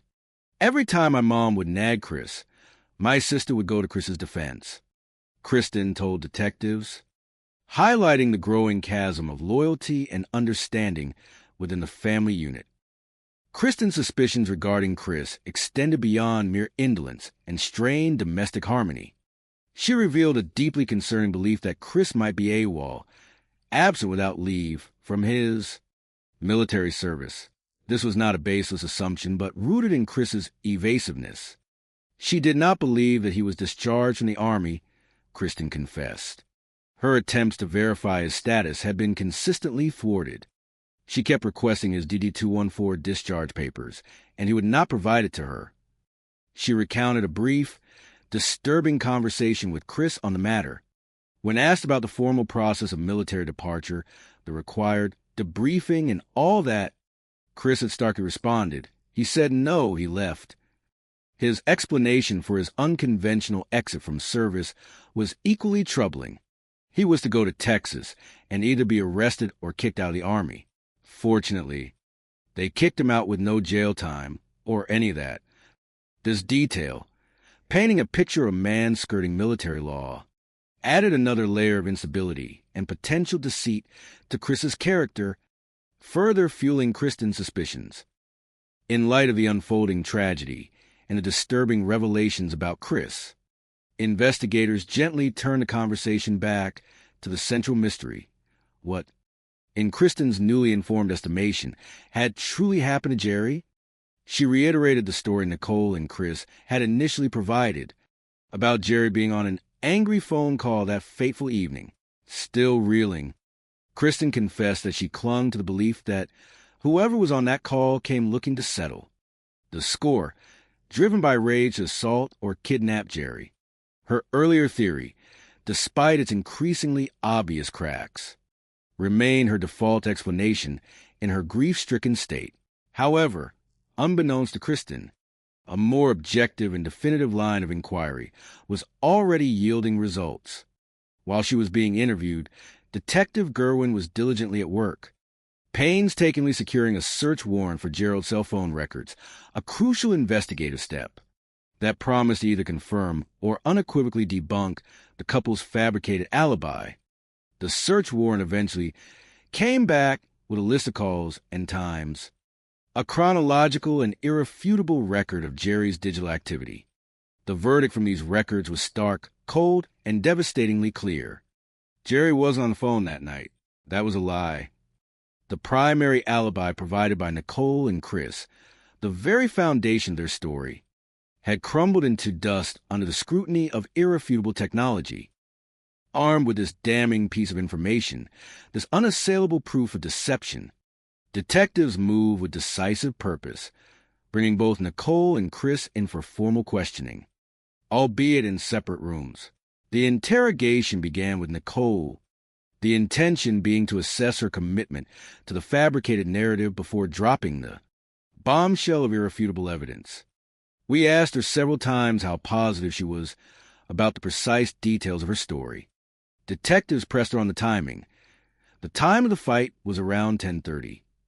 They confirmed the device, the fact that he was on a cell phone, not a house phone.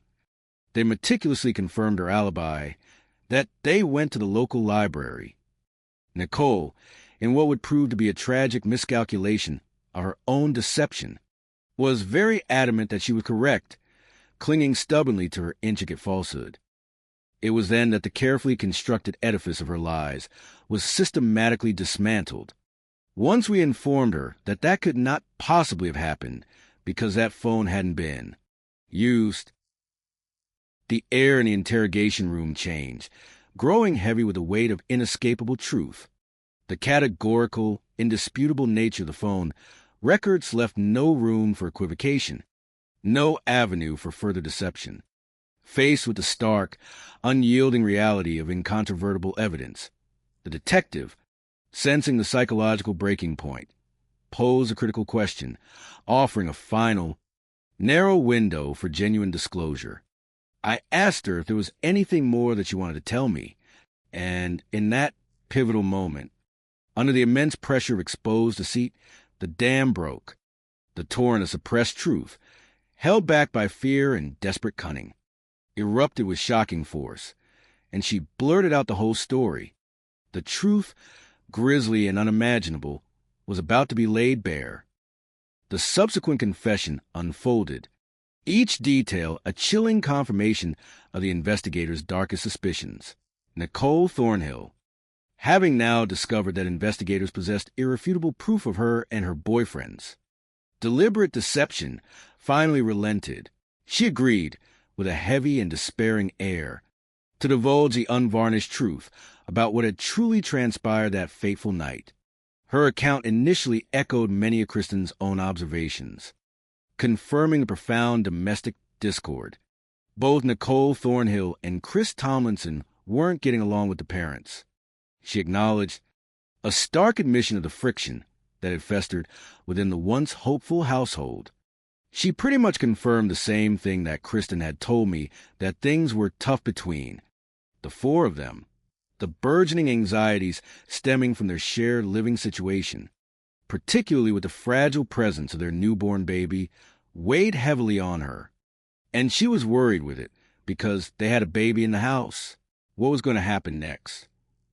This statement, framed as maternal concern, would later take on a sinister double meaning, highlighting a twisted rationalization for extreme actions. According to Nicole's harrowing confession, a significant and ultimately lethal source of their deep-seated animosity towards Jerry was rooted in what she described as religious differences. When questioned directly about her spiritual beliefs, Nicole revealed a relatively recent conversion, stating, "She told me that she was new to the Wiccan religion. However, the true ideological driver of their animosity appeared to stem from Chris, who, she clarified, had been in it his whole life, and he was considered a high priest. Wicca, a modern pagan movement, often associated with natural spirituality and the veneration of a god and goddess, regrettably carried historical baggage, sometimes incorrectly associated with the more dramatic elements of witchcraft in public perception. The spiritual framework, Nicole explained, placed them in direct, irreconcilable opposition to Jerry. Jerry didn't understand their Wiccan lifestyle. Their efforts to bridge this chasm of understanding, to explain their belief system, proved futile. They really couldn't get through to him. Compounding this clash of worldviews was Chris and Nicole's own self-righteous judgment of Jerry's life choices. From their perspective, Jensen's ongoing struggles with substance use, despite his earnest attempt at recovery, rendered him morally objectionable, an unfit presence in their lives. But Chris and Nicole felt that Jensen's behavior left no room for judgment. This ironic statement highlighted their profound self-deception. They, in fact, were harshly judging him. They felt that with their drinking and both of them using prescription drugs, that it wasn't a healthy situation to raise their child in.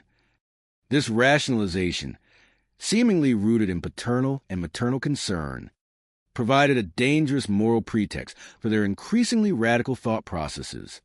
Nicole chillingly recounted that, over time, the household environment became not merely strained, but extremely toxic.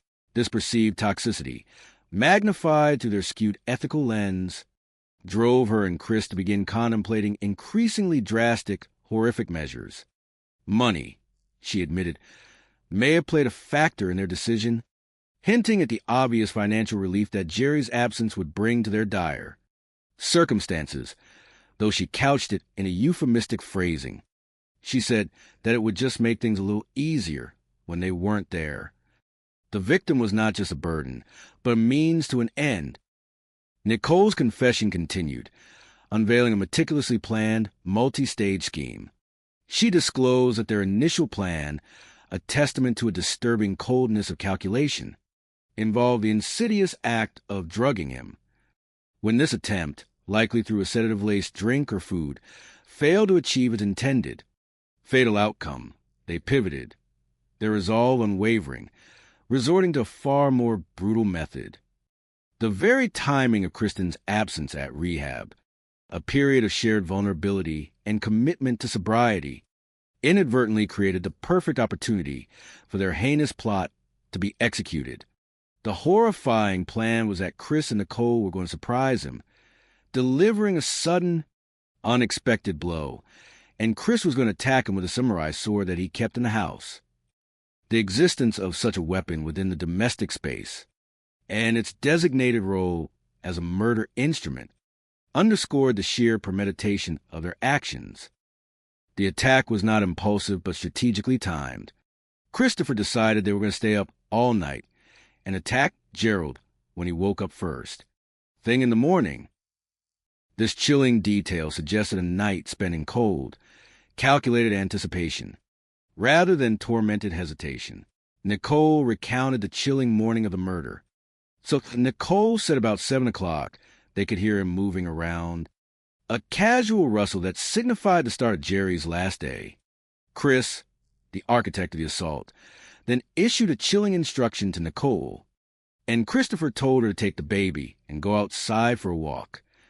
This callous act, dispatching the mother and newborn from the immediate vicinity, served to shield their child from witnessing the unspeakable, yet ensured Nicole's direct complicity in facilitating the murder. Upon her return, the air was heavy with an undeniable grimness. Chris, with an unsettling detachment, delivered the terse, horrifying news.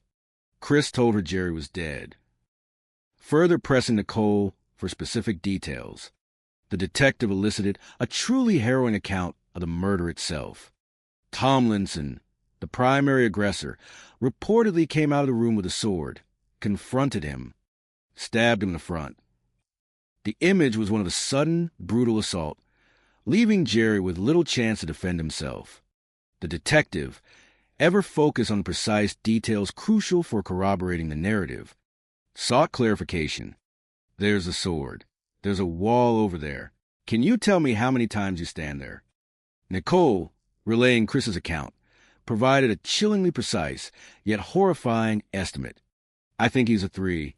I think he ended up running him into the bathroom door. This specific detail accounted for the mysteriously broken door Kristen had discovered upon her return. The raw desperation in Jerry's struggle was captured in Nicole's words. Relaying Chris's perspective, I'm telling him the broken door. I'm not even out of his body. I can't go anywhere. The victim was trapped, disoriented, and fatally wounded, his body pinned, unable to escape his assailant's rage. Okay, where's the knife that Chris used? The detective pressed. I'm in the bathroom. The chilling finality of Jerry's death, the sheer brutality of his end, resonated deeply with the investigators. It had to be so terrifying way to die, knowing that, someone coming at you with a sword in a confined space, they didn't deserve that. The raw empathy for the victim's final moments was a stark contrast to the perpetrator's cold calculations. Nicole further detailed methodical, calculated steps taken immediately after the murder to conceal the heinous act.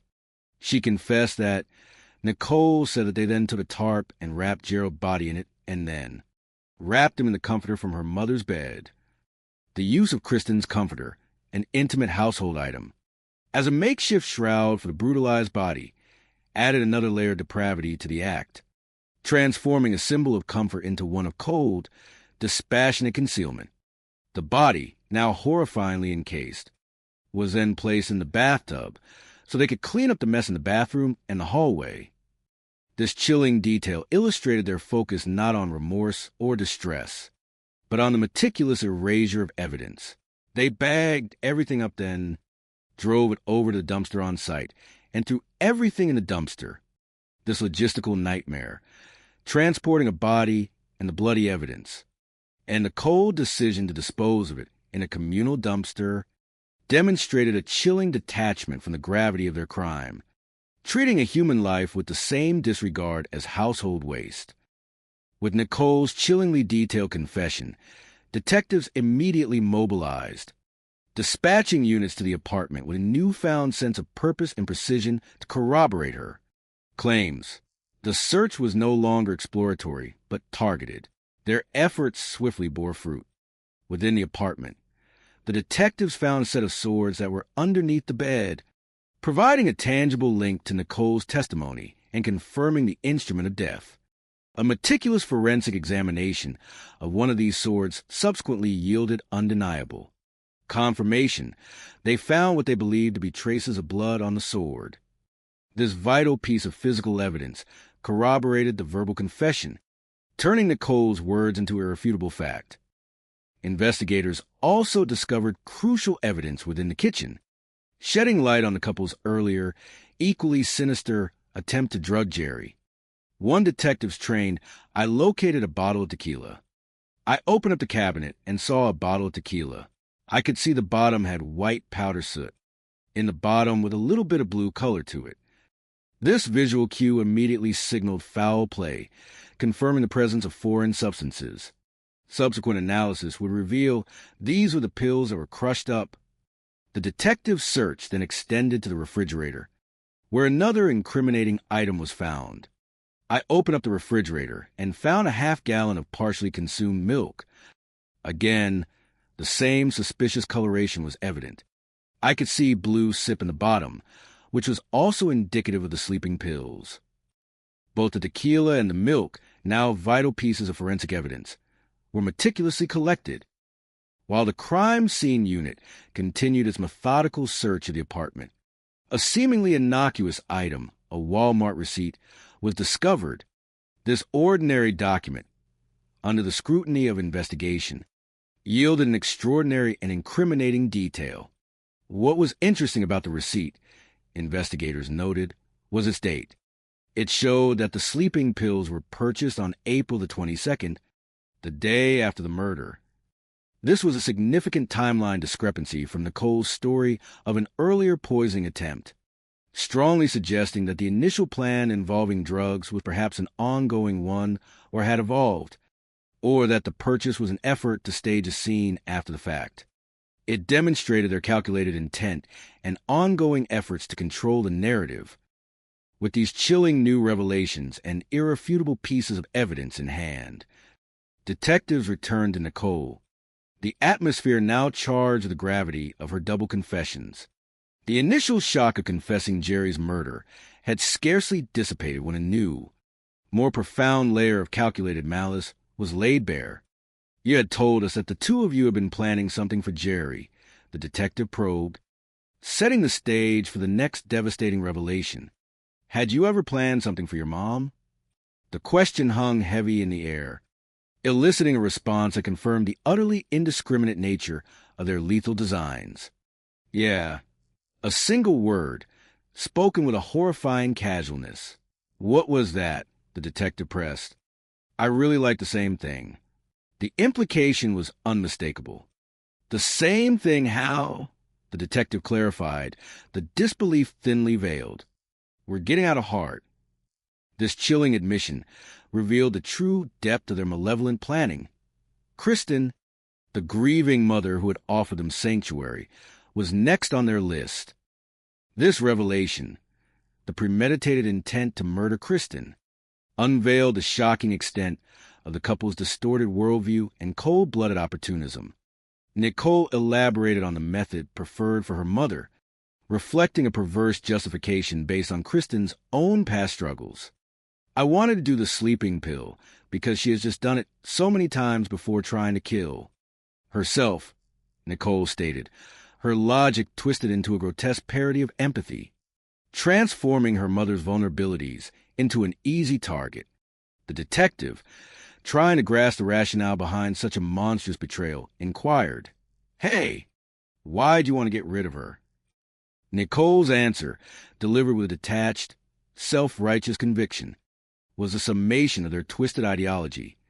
According to her and Chris' beliefs, anyone who used drugs was not a good person and couldn't be around them, and they also didn't want them around the baby. This morally bankrupt judgment, cloaked in a warped sense of protecting their child, became their ultimate license to kill. The detective, faced with the cold, unfeeling articulation of such a heinous intent, made the unavoidable official declaration. You're going to go to jail. Okay, you'll be in charge of the first-degree murder. In that moment, a profound and horrifying question slipped from Nicole's lips, revealing the shallow, self-centered extent of her concern. Will I ever be able to take this again? I tell it to the baby. The utter lack of remorse, the concern not for her victim, but for her own fleeting future interaction, was a stark testament to the profound psychological disconnect she harbored. The detective's subsequent reflection on the profound irony was particularly poignant. The way that both Chris and Nicole felt that they had been impacted as children with parents. Leaving, that's what they did to their own child. Their baby's life is now essentially changed forever. The cycle of generational trauma, distorted and perverted, had tragically come full circle, leaving a trail of death and irreversible brokenness. After concluding the harrowing interview with Nicole, investigators turned their attention to Chris, who had been kept in a separate room, strategically isolated from Nicole's damning confession. Unaware that Nicole had broken her silence and implicated them both, Chris remained steadfastly committed to a significantly divergent narrative. The initial questions focused on his feelings toward Jerry. I asked him how he felt about Gerald, the interrogator recounted. Chris expressed disdain, stating he didn't like the way Gerald acted by yelling and fighting and drinking and the drugs. These were presented as legitimate grievances, subtly setting a foundation for potential justification of his actions, implying Jerry was somehow deserving of hostility. The conversation then shifted to Chris's more esoteric beliefs, providing crucial insight into his self-proclaimed moral authority. I asked Christopher about the Wiccan aspect of it, and he told me that he was a high priest. This self-aggrandizing title indicated a deeply ingrained belief in his own spiritual ascendancy, and by extension his right to judge. He further revealed a belief system that bordered on the grandiose and delusional. He believed that he could see auras around people, a supposed ability that granted him unique insight into their inner goodness or depravity. And it was within this twisted framework that he rendered his chilling verdict on Jerry, and, by extension, anyone he deemed unworthy. And he did not think people with bad auras should be allowed to live in the same world as his. Child, this stark statement illuminated a core, dangerous motivation, a self-anointed right to purify their world by eliminating those he judged as morally corrupt. When investigators finally delivered the grim news that Jerry's body had been found, the reaction from Chris was initially feigned surprise. A superficial display meant to deflect suspicion. He was found in a landfill in Palm Beach County. How does that make you feel? The detective pressed, keenly observing his demeanor.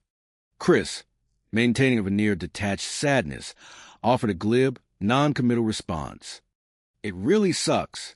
I don't wish anybody did, even if they are the biggest ass in the world. Did you do anything to them? He parried, trying to reestablish his innocence. No. Do we have no idea how we got in that landfill? No. He clung to his lies, believing he still held the upper hand. However, Chris's carefully constructed facade shattered irrevocably when confronted with the irrefutable truth of Nicole's confession. The power dynamic within the interrogation room abruptly shifted. The thing was killed in that apartment. There's no question. And we're going to be able to prove that. Now, how it's portrayed is up to you. The gravity of the situation was made explicitly clear. The window for deception had irrevocably closed. I'd like to know what your side of the story is. Faced with Nicole's betrayal and the undeniable weight of the evidence, Chris, with a sudden urgency, broke down. Chris, what happened?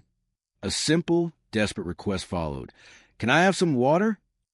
Once provided with a drink, the dam of his deceit also broke, albeit with an initial, desperate attempt to mitigate his guilt. And then after he told us that, yes, there had been a fight, but it was self-defense. This pivot from denial to a self-serving narrative of self-preservation was typical of perpetrators attempting to escape the full consequences of premeditated murder. Chris then attempted to weave a story of sudden aggression from Jerry. When did this happen? Early morning. Gosh, it was because we'd given him breakfast. He continued, claiming provocation. We'd go to the bedroom, and he came out and started yelling. Mike was ready to fight, which has happened more than once. This portrayed Jerry as the aggressor, fitting the self-defense narrative. I instinctively grabbed the weapon, Chris claimed, referring to the samurai's sword, suggesting an unplanned reaction. And, he lunged at me, and I kicked him back into the hallway. And I tried to run out the door, and he grabbed me, and I lost it. This was Chris's carefully constructed tale of uncontrolled rage, a plea for reduced culpability. And you lost it? What do you mean? You guys described that for us, the detective pressed, pushing for details. I just turned around and tried to break out of it, and ended up stabbing him. But Chris's story, like Nicole's before him, was riddled with inconsistencies, logical chasms that exposed its true nature. He changed his story several times as to how he happened to have the sword in his possession, where the fight occurred, who hit whom first. Each shifting detail, each modification, eroded the credibility of his self-defense claim. Faced with these glaring discrepancies, the detectives delivered another unvarnished truth, and we then told him that we did not believe that's the way the story occurred. This unwavering rejection of his lies, coupled with the weight of Nicole's earlier confession, finally forced Chris to concede the terrible truth. And eventually, he came around and told us that they had planned the poisoning first. And eventually they decided that if Kristen was out of the way at the VA rehab, then they could attack and kill Gerald. The full, horrifying, premeditated nature of their plot was finally revealed, devoid of a self-defense pretense. In a final act of the interview, offering one last opportunity for genuine candor, The detective posed a profound question. Is there anything you want to say, or you could think that we haven't asked you, that you think needs to go on the record? The summation of Chris Tomlinson's monstrous motivations, as seen through the lens of a criminal psychologist, was chillingly clear. Christopher Tomlinson believed that he could judge people on who was good and who was bad. Once he had made that decision that Gerald was bad, he was going to get rid of him one way or the other. The absolute conviction in his own righteous judgment, coupled with profound disregard for human life, defined his heinous act. In the wake of their individual, yet ultimately corroborating confessions, both Chris and Nicole were formally arrested for the cold-blooded murder of Jerry Jensen. The shockwaves of this revelation rippled far beyond the immediate family. Chris's mother, initially incredulous, recalled the harrowing experience of discovering the truth. I got on the computer and, Googling Nicole's name, Christopher's name, and this stuff came up, and I'm like, I'm in such disbelief that my son did this. This agonizing moment for a parent underscored the profound human cost of their actions. With 2 confessions in hand, corroborated by a meticulous collection of forensic and physical evidence, prosecutors felt a strong sense of confidence. This, they believed, was an open and shut case, one that seemed destined for a swift and decisive resolution. However, the legal labyrinth often presents unforeseen twists, and just 6 days after the arrests, Nicole Thornhill, exercising a desperate attempt at damage control, introduced a new, complicating factor that would inject significant uncertainty into the judicial process. Nicole, by now fully comprehending the dire magnitude of her situation after being confined for nearly a week, sought to recant her earlier self-incriminating statements. She reached out to the historic police department, expressing a fervent desire to speak to a detective once more, claiming she wished to tell the real story. This sudden about-face, a common tactic among defendants attempting to mitigate their culpability, signaled a shift in strategy. Nicole Thornhill, having initially implicated both herself and her boyfriend, Chris Tomlinson, in a premeditated plot not only to murder her stepfather, but also her own mother, was now attempting to paint a drastically different picture. At this point, she's figured out after being in jail for a week that she's in a lot of trouble. Investigators observed, recognizing the obvious self-preservation instinct at play. And so now she's trying to put all on Tomlinson. Her revised narrative casts her as a coerced, unwilling participant, claiming she was scared of him and that he was controlling, and that she only helped because he made her help. This new story, while attempting to exonerate her, just contradicted a lot of things that she'd already said beforehand, creating a credibility issue that would complicate any future testimony. Furthermore, as legal experts understood, the problem is she wasn't even there when the murder occurred. While this might seem to lessen her direct involvement, the law, in its careful distinctions, accounts for accessory roles. But planning and doing something that would aid and assist prior to the murder could be sufficient, and lead you to be just as guilty as if you committed the murder yourself. Her complicity, even without direct physical presence at the moment of death, remained a legally binding factor. Despite Nicole's desperate attempts to rewrite her narrative, a grand jury, after careful deliberation of the amassed evidence and testimony, unequivocally agreed with the prosecution's assessment. They handed down indictments for first-degree murder against both Nicole and Chris.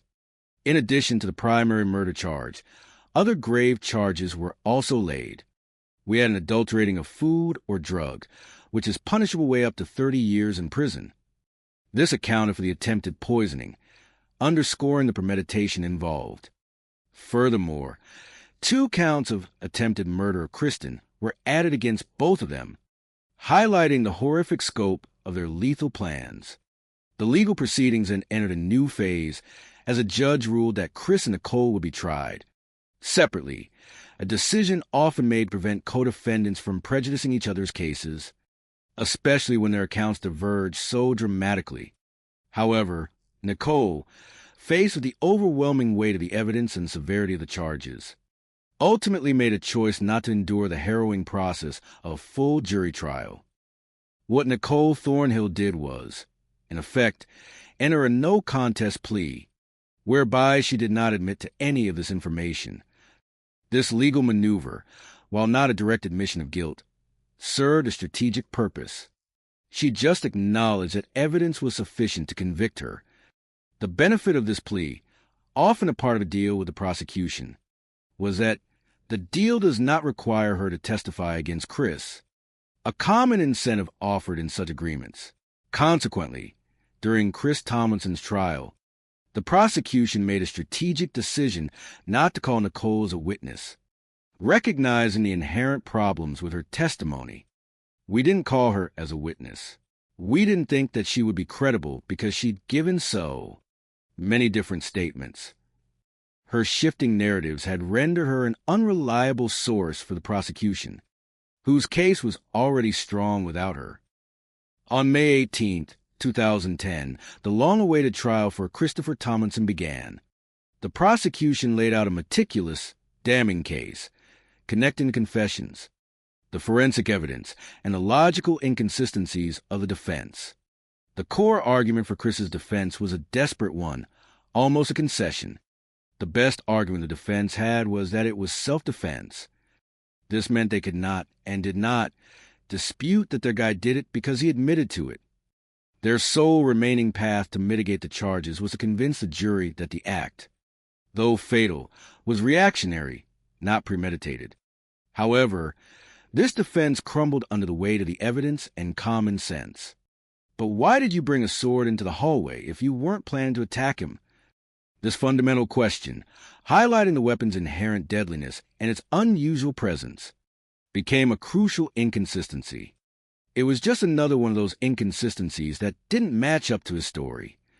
The jury, after listening to the extensive testimony and considering the irrefutable evidence, deliberated for only 3 hours, a remarkably swift decision indicative of a clear conviction. On May 20th, 2010, the verdict was delivered. The jury finds Christopher Tomlinson guilty of first-degree murder. In addition, he was found guilty of 2 counts of attempted murder against both Jerry and Kristen. The magnitude of his crimes, now affirmed by a jury of his peers, carried automatic and severe consequences. In the state of Florida, convictions for first-degree murder come with an automatic life sentence. Therefore, the judge wasted no time, immediately sentencing Christopher to life in prison, plus another 60 years for the attempted murder counts. Despite the verdict and sentence, a profound sense of unanswered questions linger for some. Christopher, to this day, still has not told me in his words why. A personal reflection offered, highlighting the lingering enigma of the human psyche behind such monstrous acts. A theory was put forth, an attempt to rationalize the incomprehensible. And I looked at Christopher. You can have all of this, but she got involved with Nicole, and the Army messed you up. This attempt at psychological analysis, seeking a confluence of external factors, proposed. So all of those combined, he snapped, and he can never come back from it, while offering a possible, albeit insufficient, explanation for his unraveling. It underscored the tragedy of a life irrevocably lost to a cascade of bad choices and malevolent decisions. When Nicole Thornhill was sentenced a month later, the courtroom witnessed a truly surprising, emotionally resonant moment, a testament to the enduring, complex bonds of family, even in the face of unspeakable betrayal. One of the people who show up and ask for leniency for her is her mother, Kristen, the very person Nicole had plotted to murder. Her maternal love, wounded but not extinguished, defied all conventional expectations. Kristen looked at her daughter, and she said, "I believe in you." This profound statement, delivered amid such profound grief and pain, was a powerful act of forgiveness and hope. Kristen's unrelenting support was deeply personal. My mom continued to be there for my sister because she knew something was wrong, and my mom continued to fight for my sister This powerful advocacy, this enduring belief in her daughter's potential for redemption, even from within the confines of a criminal justice system, deeply moved the court. After bearing witness to Kristen's heartfelt and courageous plea, the judge, acknowledging the extraordinary circumstances and the mitigating factors presented, decided against sentencing Nicole to the automatic life sentence typically associated with first-degree murder. Instead, he delivered a different, though equally severe judgment. He sentenced her to 50 years. While not a literal life sentence, it was undoubtedly almost equivalent of a life sentence, ensuring that Nicole would spend the vast majority of her adult life incarcerated, a profound reckoning for her complicity in Jerry's murder. Justice, in its own somber way, had been served. Yet, as the legal proceedings concluded and the convicted parties were consigned to their fates, the poignant truth remained. However, this will never bring back Jerry, who had done nothing wrong except try to take in two people that were in need of help, and he paid for that with his life. The profound, senseless tragedy of Jerry Jensen's murder underscored a chilling vulnerability inherent in human compassion, a stark reminder that even the purest intentions can be met with the darkest of betrayals. The narrative serves as a harrowing lesson, echoing a universal truth. You know, everybody has their demons. Everybody has their past.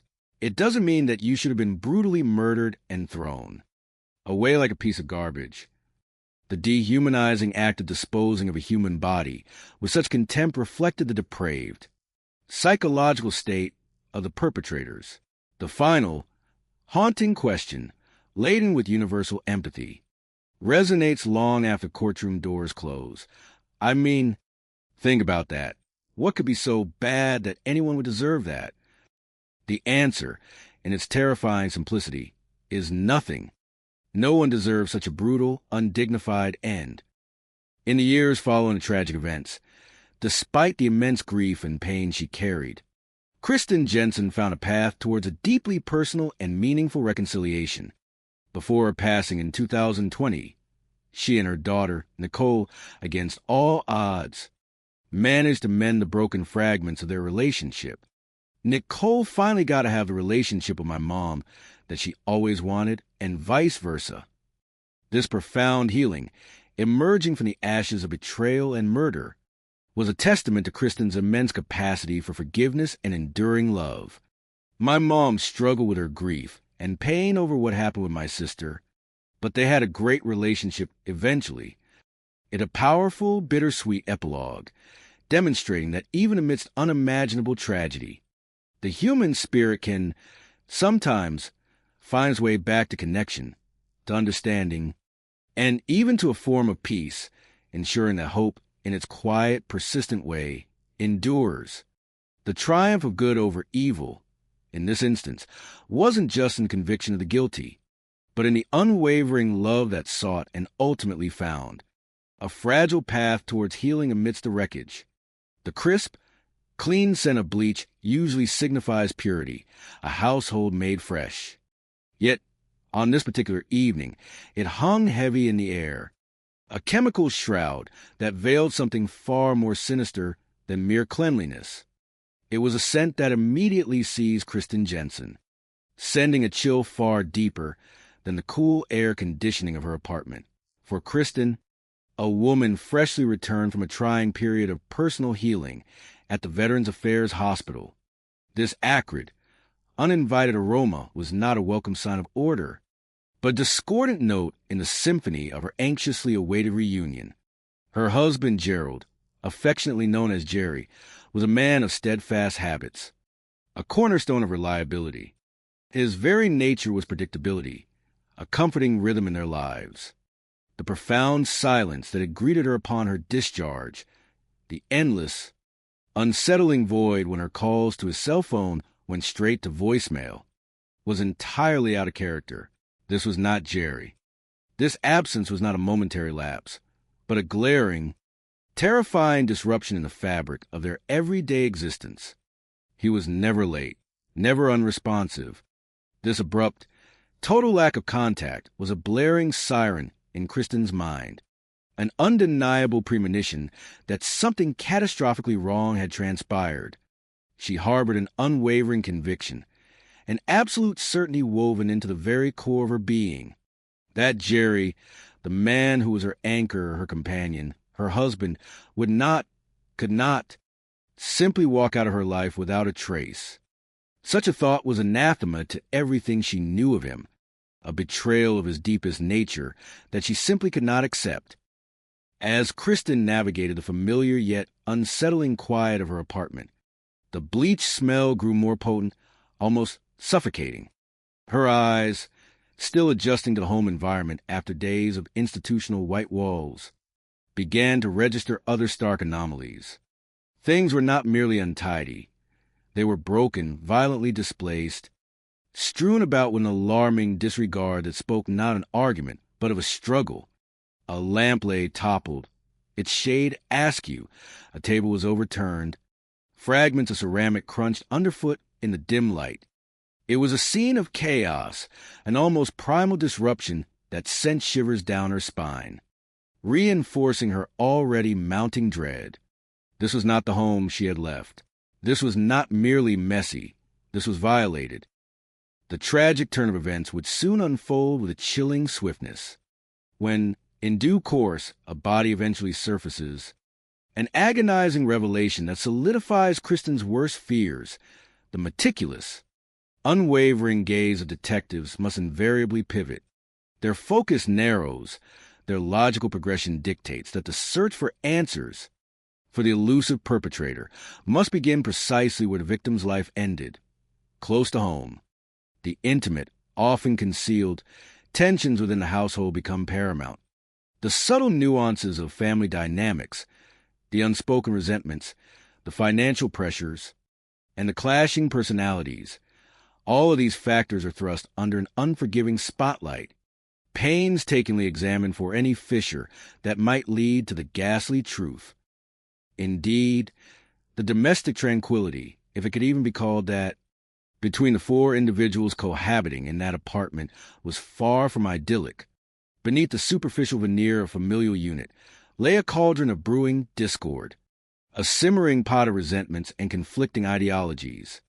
As the relentless tide of evidence began its slow, inexorable rise, and as suspects, cornered by the undeniable weight of irrefutable facts, were subjected to the relentless scrutiny of interrogators, the truly grisly, unspeakable details of a man's final, terror-filled hours would be dragged into the unforgiving light. The narrative that would ultimately emerge, meticulously pieced together from fractured memories and desperate confessions, would be a chilling testament to premeditated malice, a story almost too macabre to contemplate. They, the antagonists in this unfolding tragedy, had conspired with a cold, calculated intent to surprise him, their chosen instrument of ultimate and permanent attack, a brutal, antique weapon, a samurai sword. The incongruity of such a weapon within a modern, unassuming Florida apartment only served to amplify the horror. He, the victim, Jerry, a man trying to navigate his own complicated life, had held strong convictions, believing with an almost naive conviction in his own ability to discern moral character, to cleanly categorize individuals as either good or bad. Tragically, in the twisted, self-righteous calculus of his eventual assailants, this perceived judgmentalism became an unforgivable offense, a capital sin that sealed his fate. In their chillingly detached reasoning, his badness justified their extreme and ultimate solution. They were going to get rid of him, one way or another. Their resolve was absolute, their method brutal, their self-justification complete. The sleepy, often overlooked small town of Stuart, Florida, nestled along the Treasure Coast, hardly features in the annals of dangerous locales. It's known more for its natural beauty, its charming waterfronts, and its tranquil, unhurried pace of life. It is not, by any stretch of the imagination, a place notorious for dark deeds. But just after 8 p.m. on the evening of April 21st, 2008, the town's placid veneer was irrevocably shattered. The local police received an urgent, panicked emergency call, one that signaled the initiation of a deeply unsettling narrative. The voice on the other end belonged to 47-year-old Kristen Jensen, her words thick with an escalating fear as she articulated her profound concern. Something terrible, she instinctively knew, had befallen her husband, Gerald. From Kristen's emotionally charged and fragmented account, investigators began to assemble the initial pieces of the puzzle. They learned that Kristen had been residing at the Veterans Affairs Hospital, undergoing a courageous but undoubtedly difficult detox regimen to overcome substance dependency. This period of intense vulnerability and commitment to sobriety was to culminate in her discharge. Meticulous arrangements had been made for Jerry, her devoted husband, to be the one to pick her up, to bring her home. Sunday, the 20th of April, marked the last time Kristen had had the reassuring sound of his voice on the phone. Her scheduled discharge date was the very next day, Monday, the 21st, a day of hopeful reunification. However, when that day arrived, that pivotal moment of freedom and eagerly anticipated reunion, the silence from Jerry was deafening. Kristen, discharged and ready to return home, found herself repeatedly dialing his cell phone, only to be met each time by the impersonal, disheartening mechanical cadence of his voicemail. This wasn't just a minor inconvenience. It was a deeply jarring experience. Kristen's alarm was immediate, sharp, and visceral, precisely because Jerry was the very embodiment of reliability. His punctuality was legendary. He was, to put it simply, never late. The complete, inexplicable cessation of communication, the fact that his phone rang unanswered, sending her calls to the impersonal void of voicemail, immediately triggered a powerful, instinctual certainty in Kristen's mind. Something was undeniably, profoundly wrong. This wasn't merely a delay. It was a rupture in the expected order of things, a chilling departure from Jerry's predictable nature that signaled imminent danger. With the disquiet growing and no sign of Jerry, Kristen, demonstrating remarkable resourcefulness and determination despite her own recent ordeal, was able to coordinate with the Veterans Affairs. They arranged for a shuttle service to transfer her directly back to her residence, a lifeline offering some degree of immediate relief from her isolation, though not from her gnawing apprehension. Kristen recounted to the police that when she finally arrived home, around 5:30 in the evening, the apartment was empty of Jerry's familiar presence. He was still, disturbingly, nowhere to be found. Instead, she discovered her daughter, Nicole, with her boyfriend, Chris Tomlinson, and their newborn baby, all of whom had recently been living with Jerry and Kristen. Their presence, while expected, added another layer of complexity to the unfolding mystery.